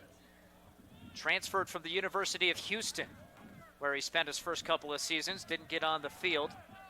He's seeing plenty of action now for the team in white. Throw to the end zone, picked off Kendall Brewer. Brewer runs backwards and brought down in the end zone. That might be a safety. Brewer caught it in the end zone, exited, and then ran backwards. He took it out of the end zone. And it's a safety. We have a 1-point ball game, and the Broncos will get the football. Disaster. UNK, after giving up the conversion on the penalty, forces their 3rd turnover of the game.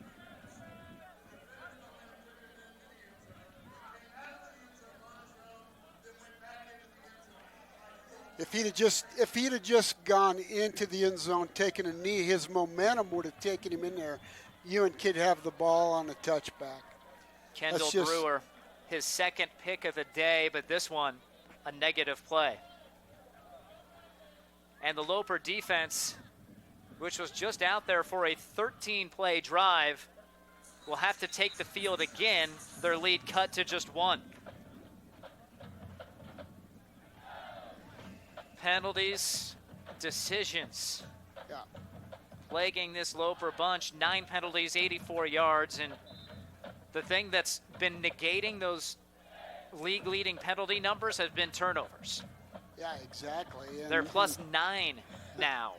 But that one, different than the others. Yeah, for sure. And it's just unfortunate. And it's just being conscientious of the situation. And sometimes your emotions take over and you think you're going to try to make a play. And had he just gone right into the end zone, it would have been a touchback, and UNK'd have the football. It was an excellent football play. Brewer, the senior, a transfer out of West Texas A&M in Canyon. Played a season for former Loper coach Josh Lynn. Mormino punts it away. The free kick after the safety. Stevens gets it out to the 36. And the Loper defense, they've been told, go win the game for us every week. And they're facing a tough task here, clinging to a 1-point advantage. Their stamina, they're going to have to hold up against this fast-paced offense, play a lot of snaps the rest of this ball game. Yeah, without a doubt. And they've done a pretty good job so far. It's just now you would like to see do something again here.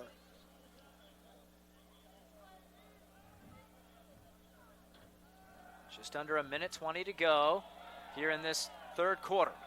Really nice tackle. It was Davis on the catch and Chandler Brown, the University of Buffalo transfer, able to get him to the turf after just a 1-yard pickup. Look at Brown fight through the block of the redshirt freshman wide receiver Schumann. 2nd and 9, it's a handoff, and the Lopers are right there. In the backfield, Mason cut down. Devin Guja, he's been active this afternoon. Well, you just have to keep admiring the tenacity the UNK's defense is playing with right now. 23 seconds to snap the football, so the Broncos have to run a play before the end of the quarter. Josh Davies, Balagun, off to the sideline, spikes his helmet in frustration for the Lopers defense. See if they're still focused. Huff over the middle, caught, breaking a tackle and breaking free, losing the football at the end. They say he's down. Dominique Dunn coughed it up, but that was after he hit the turf. And a huge pickup on 3rd and 10 gets the Broncos into Loper territory. 29 yards right down the seam. And they want to snap in a hurry. Lopers rush on Chris Valdez along the defensive line.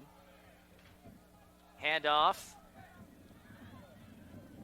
And it is Valdez who makes the stop, tracking down William Mason. That's the final play of quarter number 3. Oh boy, we got a good one. The Lopers will take a lead to the 4th quarter, but the defense is on its heels. It'll be 2nd down and 9 with UNK here this drive. Keep the 1-point lead early in the 4th quarter. High stakes tonight.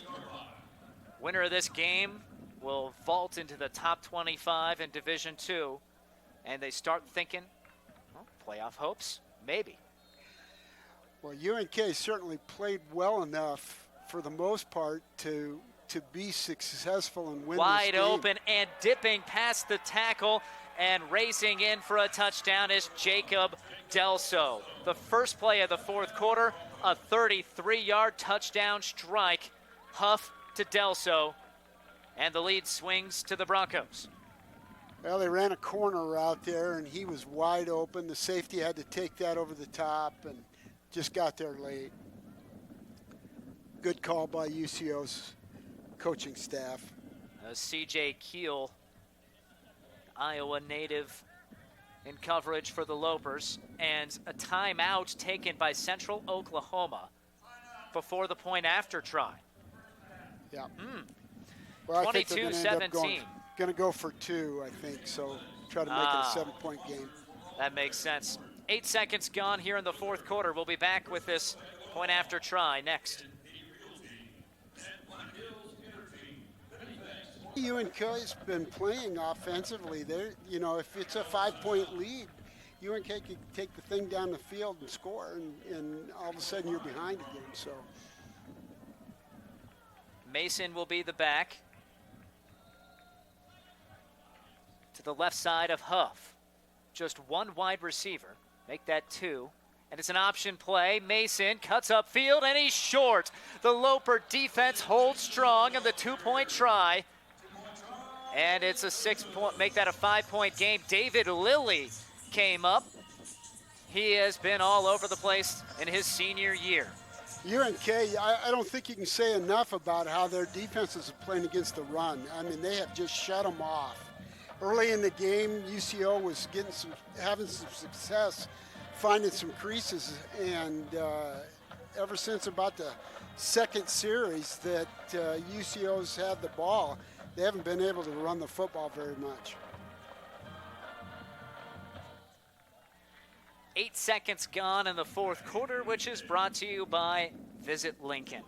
See and experience all that Lincoln has to offer. Discover more at Lincoln.org.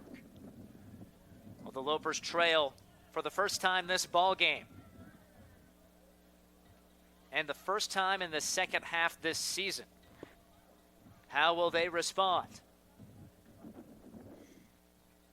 We'll have a holder for this kickoff. Quevedo, the best in the conference, out of Azle, Texas. That wind still whipping out of the northeast. Diagonal left to right across the field as we're seeing it from the press box. It's a laser. And through the back of the end zone for a touchback. And it feels like forever since UNK has had the football, right, because UCO got a couple of drives. They ran 19 plays between those 2 drives. Wow. That's pretty impressive. And the thing, even though they're an up-tempo team, they're able to just drive the ball down the field and keep their defense on the sideline. The snap differential, 66 for the Broncos offense, 42 for the Lopers. But make no mistake, UNK very much in this ball game. Jones steps up in the pocket. Now he's flushed, throws. It's an open receiver who takes an absolute lick. Shane Daly with the reception and punished. That was J.K. Moore out of Mesquite, Texas. About a 6-yard gain. Good gain by UNK, but good play by that defensive back for UCO.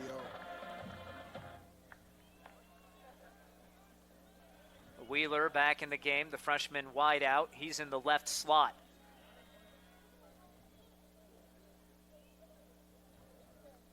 Look Harris's way, think better of it, and down goes Jones. Racing in along the edge for the sack, Johnny Wilson. Kansas City product, gets to the quarterback, and it's 3rd down and about 11. A loss of 7. Sometimes Cooper Reese, coming off that significant knee injury from a year or 2 ago, it's just hard for him as a left tackle to get in a good pass pro position. It's just really unfortunate for him. Former Valentine Badger tore his patellar tendon, the MCL, the meniscus, and ruptured his ACL. It's a medical miracle that he's out for his 7th season of college football now. Exactly. Jones throws right over the head of Daly, and a 3-and-out by the Lopers. Hampered by the 2nd down sack, and they'll have to punt it away, trailing by 5, a minute and a half into the 4th quarter.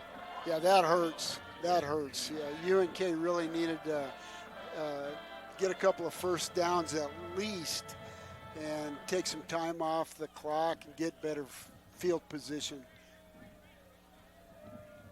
Mormino from his own 10 into the wind. It's a spiraling kick. It's high and takes a UCO bounce into Nebraska Kearny territory. That is a 25-yard punt. And out come the Broncos with all the momentum in the world. Yeah, they've good got field position on top of it. Right, field position. They've got the momentum.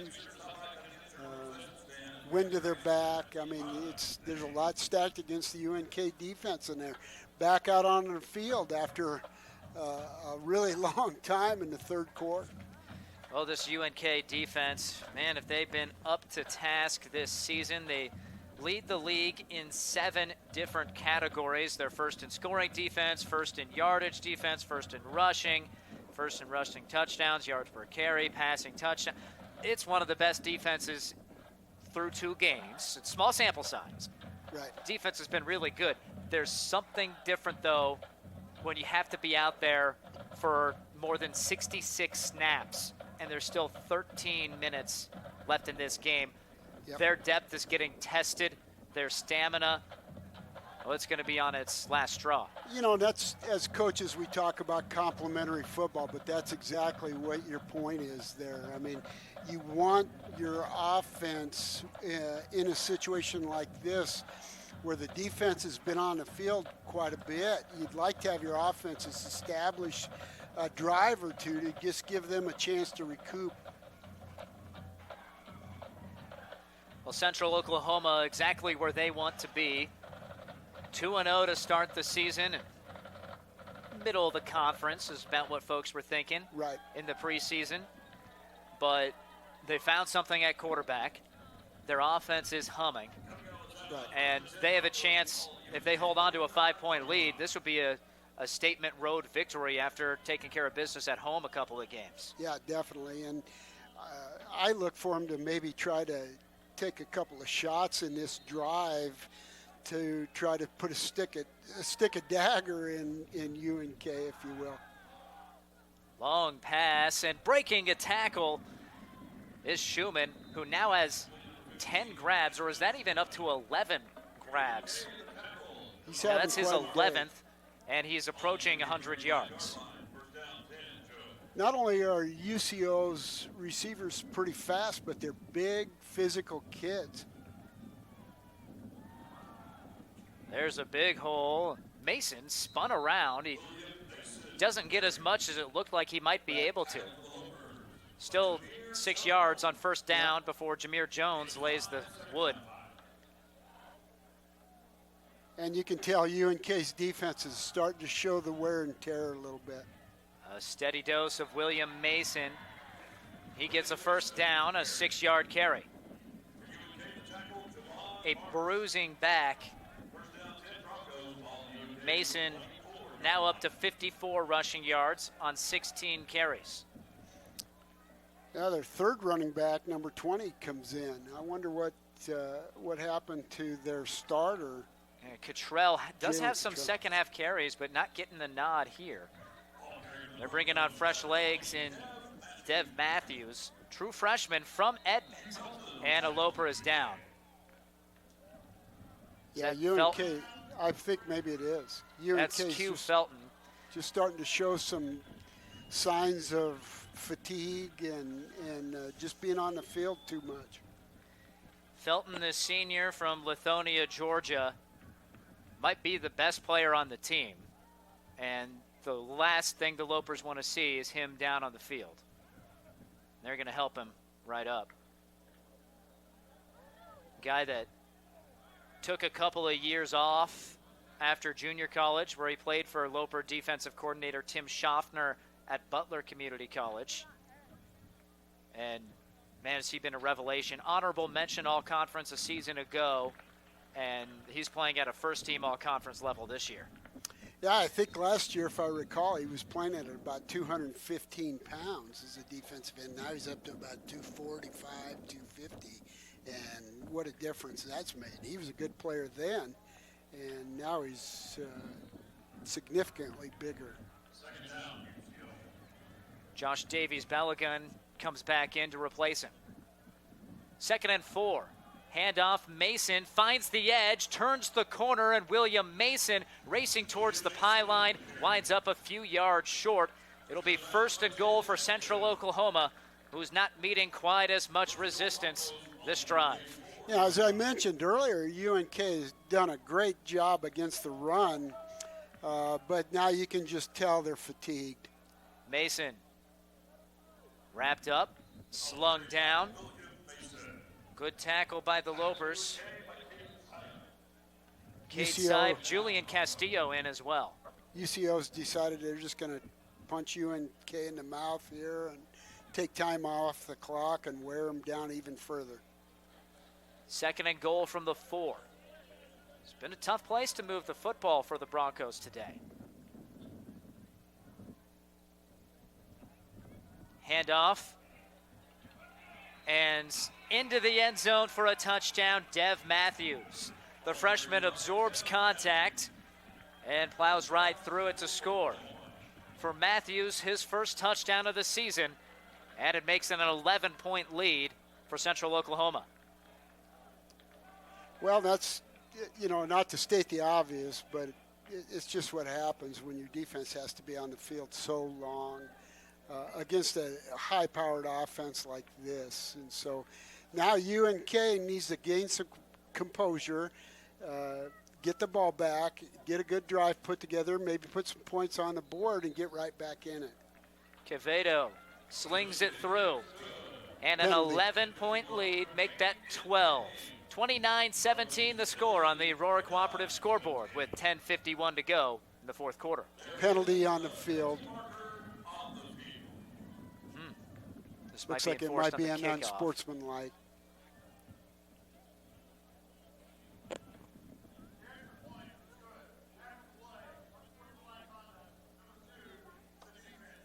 Josh Davies-Balagun, he's been toying with it and guilty of the 15-yard penalty. It'll be part of the kickoff.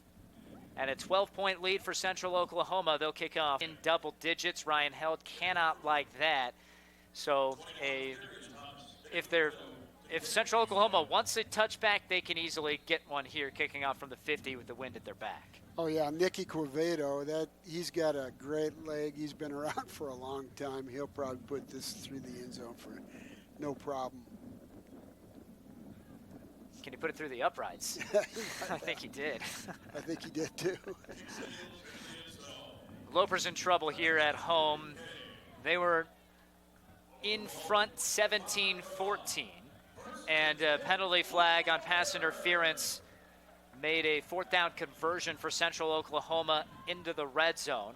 A couple snaps later, it looked like the defense was going to be bailed out by an interception, but after he picked it off, Kendall Brewer retreated into the end zone and was tackled for a safety. So not only was it 2 points for Central Oklahoma, but then they got the football back. Right. And they ran about 20 plays between those two drives and just exhausted the Loper defense. UCO, no trouble. Their last possession, punching it in. And UNK goes up the middle on 1st down with Isaiah Harris. The Broncos were ready for it, 2nd and 10. Yeah, UNK's lost a couple of things. They've lost momentum, they've lost composure, and I think they're extremely tired. And now you've got to just try to establish a good mindset here, an achievement mindset that you're going to try to come out, put something together, and get back into it. Connor Johnson coming up to make the play from the linebacker position. No gain for the Lopers. Jones on an obvious passing down. Will run the option. Flips it out. Harris hit in the backfield. And the defense for the Broncos feeding off of their offense. Dylan Buckheit looks plenty well rested compared to the Loper linebackers.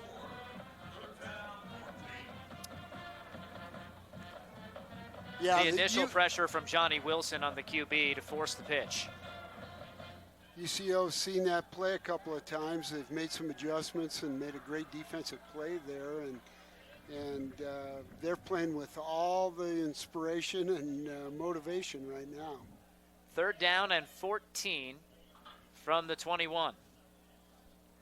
Well, we do have a post-game interview coming up. We're hoping that the frown's going to be turned to a smile for Coach Ryan Held. Tell you about that in a second. Incompletion along the right side. It's 4th down. They're trying to find the running back, Harris. That coach's post-game interview brought to you by Sarpy County Tourism. Plan your getaway. GoSarpy.com. Lopers 3 and out, and they desperately need something special teams or defense in a hurry to remain in this game. Yeah, you're going to give UCO good field position again, and, you know, things might just get out of hand, unfortunately. Not a very good punt.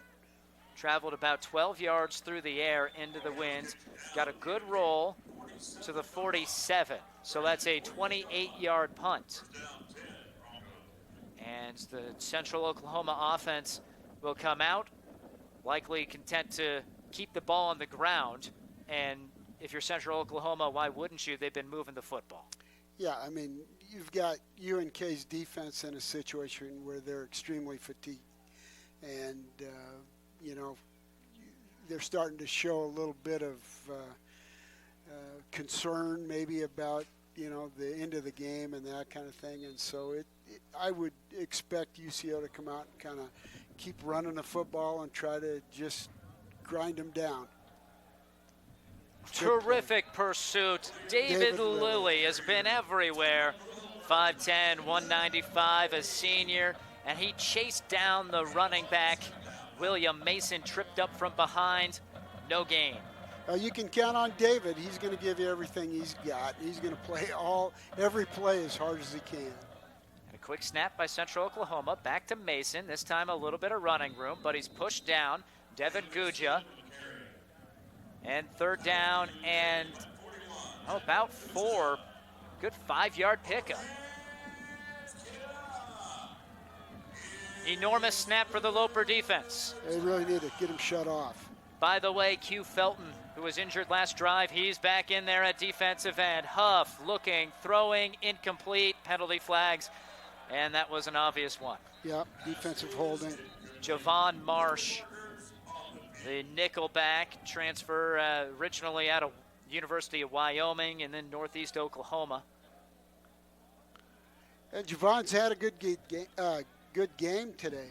Just unfortunately there got caught holding. Referees checking with the UCO players ahead of this signal. 3rd down and about 5 is what it was.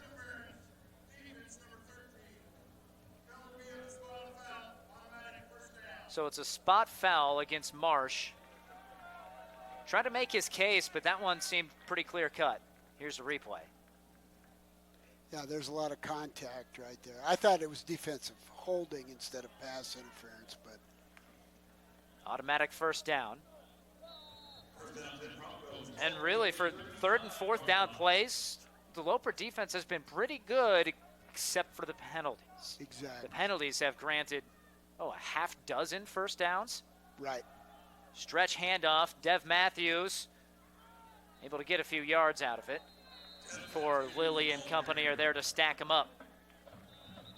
And hats off to the defense here. They're still playing hard.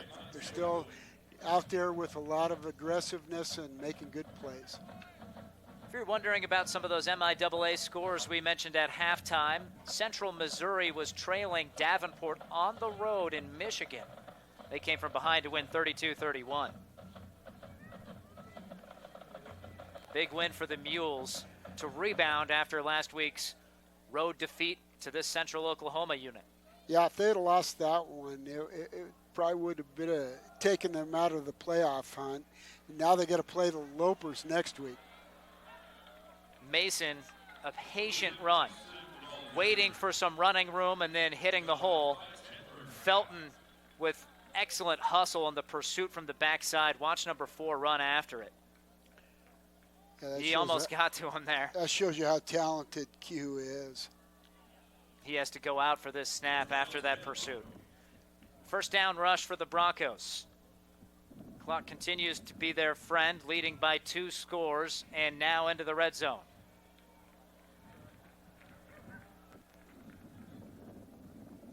Now they bring on Quincy Thompson. Another bring back.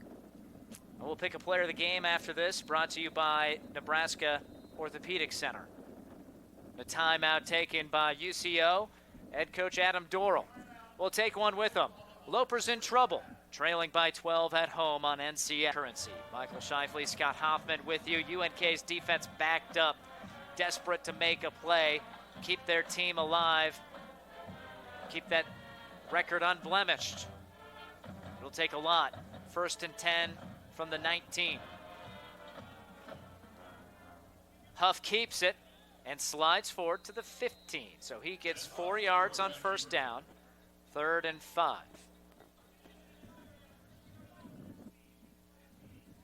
Yeah, I think they're just going to try to keep running the ball. I wouldn't be surprised to see him pull something out like an RPO or something, because UNK's running or playing the run defense so hard right now. You don't want to take a chance and turn the ball over, but it definitely would be the nail in the coffin if they score again, I think.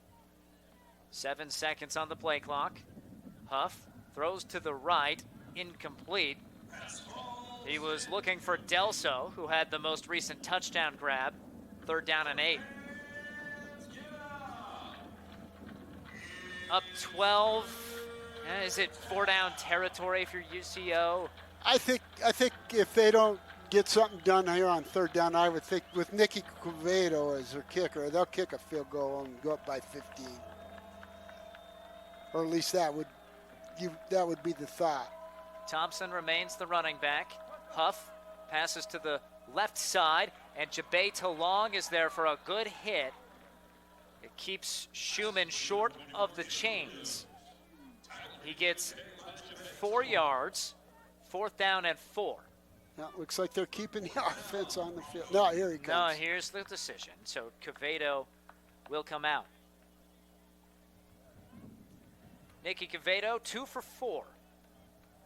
His season-long 36 yards. This one will be a 30-yarder with the wind diagonal at his back out of the northeast, blowing steady. Try to make it a 15-point cushion. Kick up. And it's good. The senior makes it a 2-touchdown advantage. Loper defense holds him out of the end zone, but can't prevent points. UNK's offense needs to get going in a hurry. Down 15 at home on NCN. Terrific effort by their defense, but they've still allowed 32 against this high-powered Central Oklahoma offense. Loper offense can see what it can do. Right. I'll get this kickoff with 5:07 to work with. Well, just one timeout.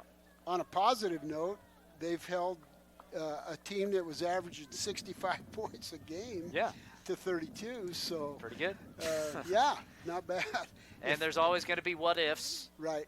But they did make some plays on 4th down that prevented some likely scores, had an interception that prevented something in the red zone, but of course gave them 2 points on a safety.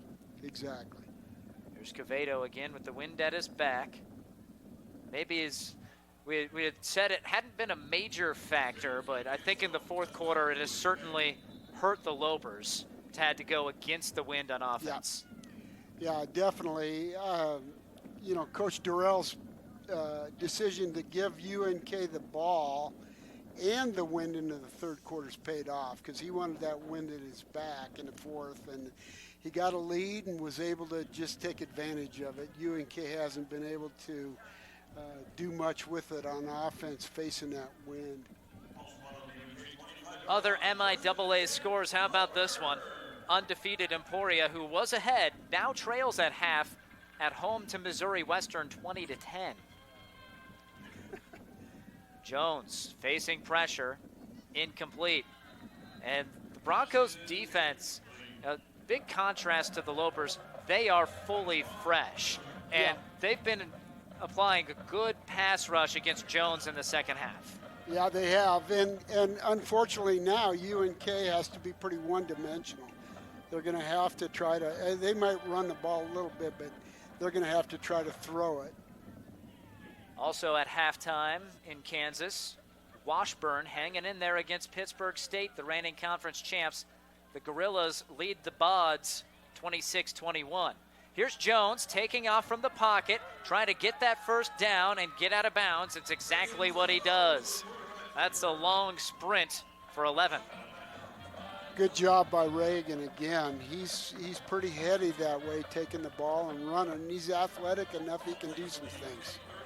And a Loper down at midfield. DeJaimon. The freshman Wheeler. Might be a cramping situation. They'll check him out. Yeah, so interesting scores. Other games. Well, there's one other game that'll be coming up.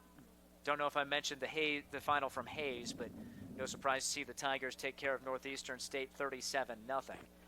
This game, 50 minutes in, it's Northwest Missouri State on the road in Joplin taking on Missouri Southern. And the Bearcats in control 21-0 second quarter. That's kind of surprising, I think. I mean, good for Northwest. They've kind of rebounded after the loss to the Lopers, but I think people expected Missouri Southern to play a little better this year, and they've kind of struggled. Wheeler, really ginger, heading over to the sideline. Training staff led by Bill Murphy. And get him right, get him ready to go. Colby Ellis, the OC for UNK. A lot of time to diagram a play call here for 1st and 10 from their own 37, down 2 touchdowns. Tail end of the fourth quarter. So 4 wide receiver look for Jones. 4-man rush. Jones gets out of the pocket. He's in trouble. And at the last second unloads. That one will not be an intentional grounding. 2nd and 10.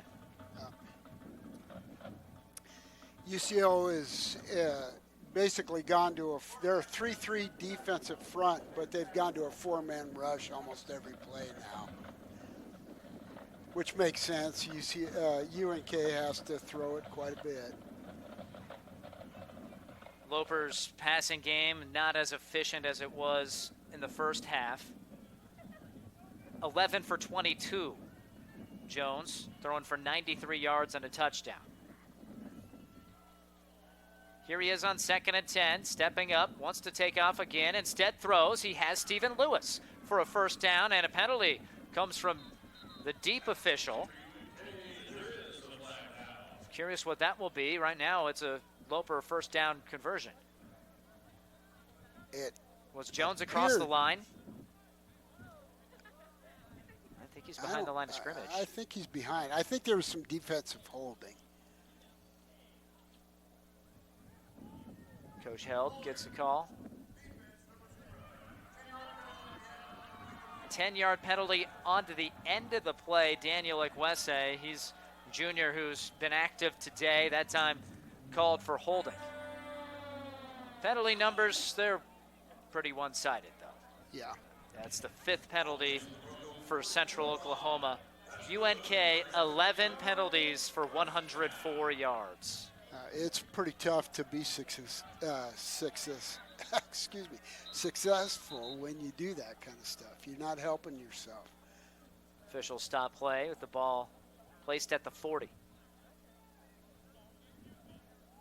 4.5 to go on the Currency scoreboard. UNK led this game 17-14. 18-point run spurred by the safety. Yeah, that was definitely definitely the changer in the game. You know, it really changed everything. Safeties are so hard to respond to. You give up 2 points and you got to turn the ball over. Just a 3-man rush for the Broncos. Jones goes to a safety valve to Harris, who stays in bounds. Isaiah Harris cuts back upfield. He's to the 10, Good job. and Harris gets to the 10-yard line on a gain of 30. Well, this is They what you marked him hope down for. at the 11. He got to the 9. Yeah, I agree. I thought that was kind of an iffy spot. Here it is right here. 10 And at just least. inside the 10 maybe, but yeah, that's a poor spot to the 11, but Right. it does give you the chance at a first down at Right. the 1. And a player down for UCO, it's Johnny Wilson. He's in pain, and hate to see that for a guy who's had a really strong game for the Broncos defense. Right. Might just be cramping. That could be plenty painful. Well, at least UNK's given themselves a chance here. You know, they've got field position. They've got time. If they can punch one in the end zone, make it a one-score game, get the ball back, you give yourself a chance.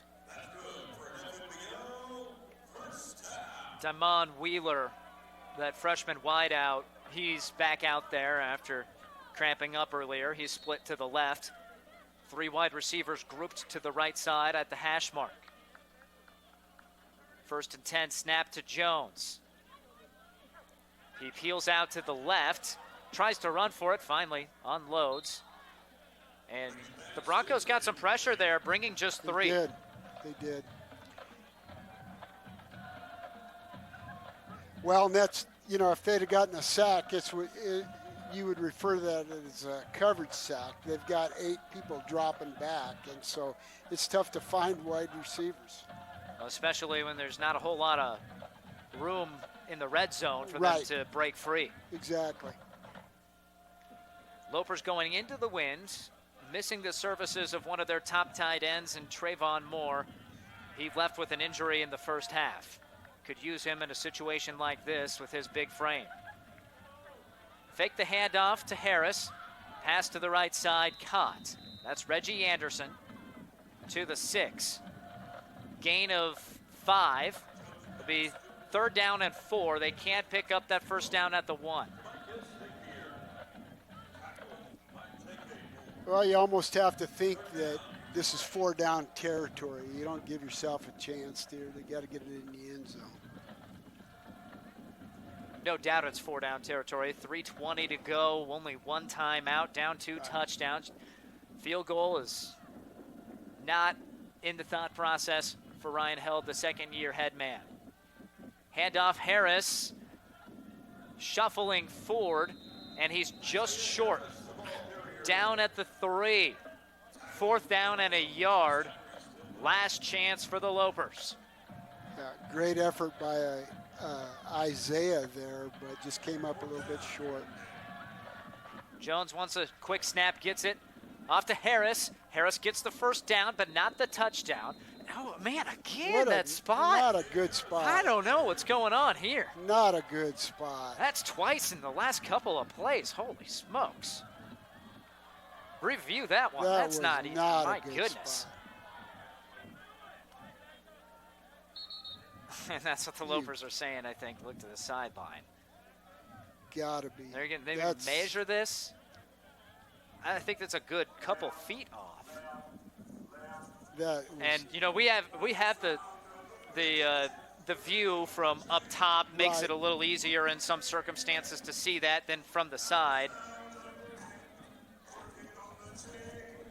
I don't think he got it based on that spot. I incorrectly called that as 4th down. It was actually 3rd. And from our view, I mean, his body is to the 1. Where's the football? And a reminder that you do have a challenge if you're Ryan Held. He has 1 timeout left, but if he doesn't get the challenge, there it is. He is challenging, and if this challenge doesn't go the Lopers' way, they would be without timeouts, which would be significant with 2:45 to go. But yeah, from real time, naked eye, comfortably first down. But that's from our perspective. Right. That and was my what opinion. can the cameras catch? It is not our cameras that are a part of this review. Harris thinks he got it. Also, there was a pretty big discrepancy where the chains came down in terms of how close he was to the first down. And my thought was that the spot should have been a lot closer to that last That chain. football looks to be easily to the one. That's inside what I of the thought. one. Inside of the one from that view. That was and my I'm sure, opinion. obviously we're based here in Kearney. Right. We're seeing things through blue and gold glasses. Exactly. But that's what I'm seeing there. Right. And it's an enormous call, 4th down, and it would just be big on big trying to run into each other and get a push. Or else it's that same thing but first down. And you preserve the timeout or you don't. Couple years now that this has been in place, and the MIAA have reviewed every targeting call. Thankfully, none of those today. Coaches also have those challenges, but they must have a timeout to do it. Lopers serves as their last timeout if it's not overturned. There are other cameras roughly the same spot as ours. Their views are not tremendously different, but they are different. Right. Coach Held chatting right now with the field judge. This crew led by John Adams, the head referee. They're still checking this out in the replay tents.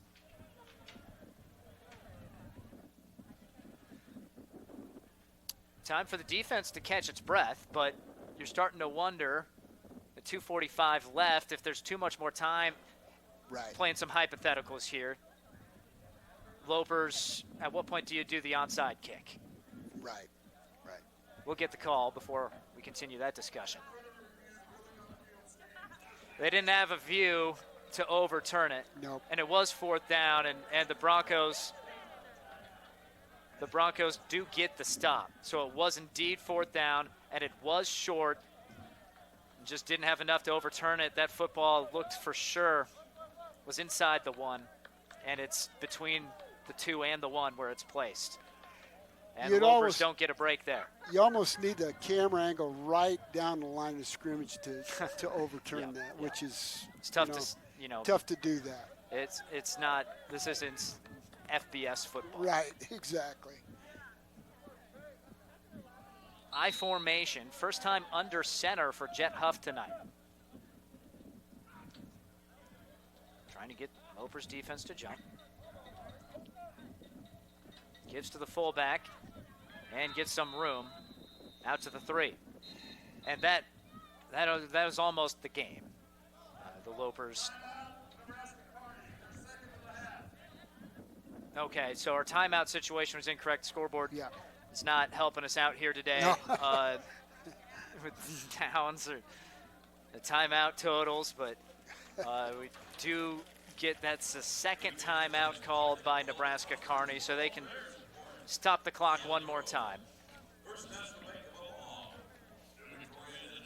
So they can get the football back, but to envision 2 touchdowns would take a pretty impressive imagination at this point.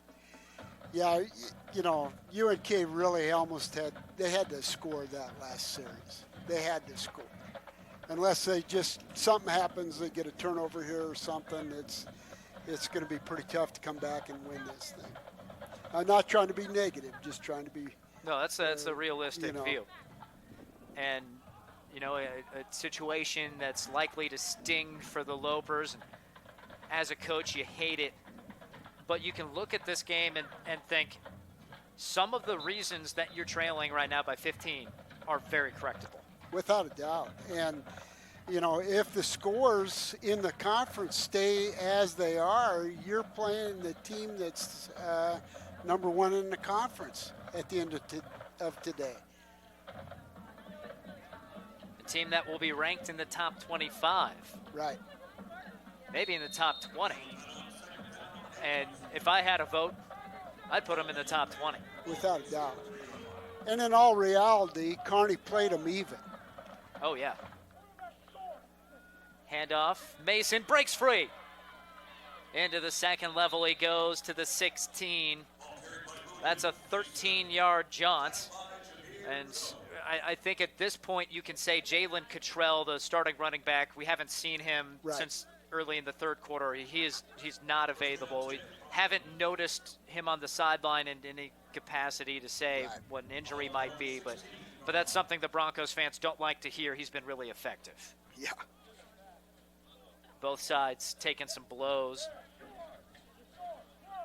Lopers, their center, Ikani Tuiono, going down today. He's out there. He just hasn't played in the second half. Trayvon Moore goes down. Gabe Grazier, the center for Central Oklahoma, he did come back after a first half injury. Yeah. This is the 2-minute timeout. The Lopers trail by 15, in trouble at home against UCO. Hoffman with you, bringing you UNK football, and appears it'll be a tough one for the Lopers.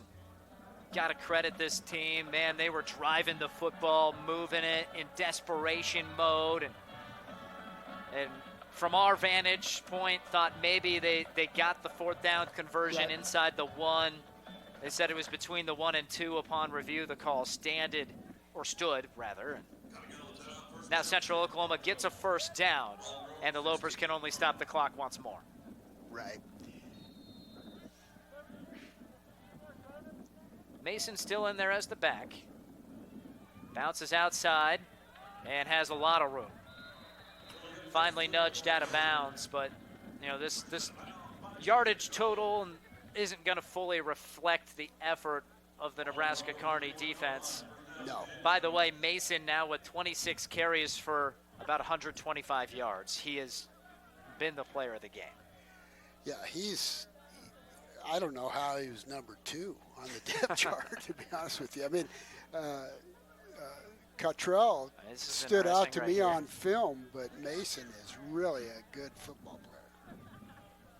I'll give it back to him. An exhausted Loper defense.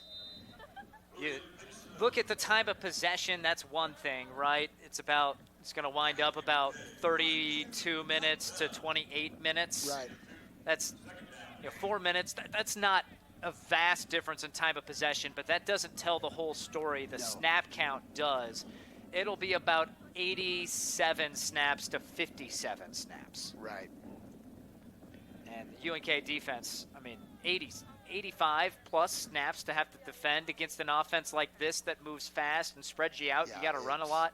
Even the deepest of defenses, which the Lopers are, they're going to get tired. Right. And the thing is, they're going to play a team much like this again next week against Central Missouri at Warrensburg. 11th ranked Mules. It never slows down in the MIAA. Every week is a gauntlet. And Central Oklahoma experienced that today in their first road trip of the season. They come up north 6.5 hours, put together an impressive effort, overcoming a few turnovers, going against the best defense they've faced yet this year, and still getting it done. And when their defense needed a stop, they were able to do it. Right. And, Quill. He came in, he's still playing to the whistle. And the umpire saying, well, that'll do it, folks. Lopers, terrific effort. Led this one 17-14. But a strong push, 18 in a row. Last quarter plus for Central Oklahoma. Gives the win to the Broncos. UCO at this time Monday will be in the top 25. The Lopers fall to 2-1, their first defeat of the season. But a strong effort against one of the best teams in the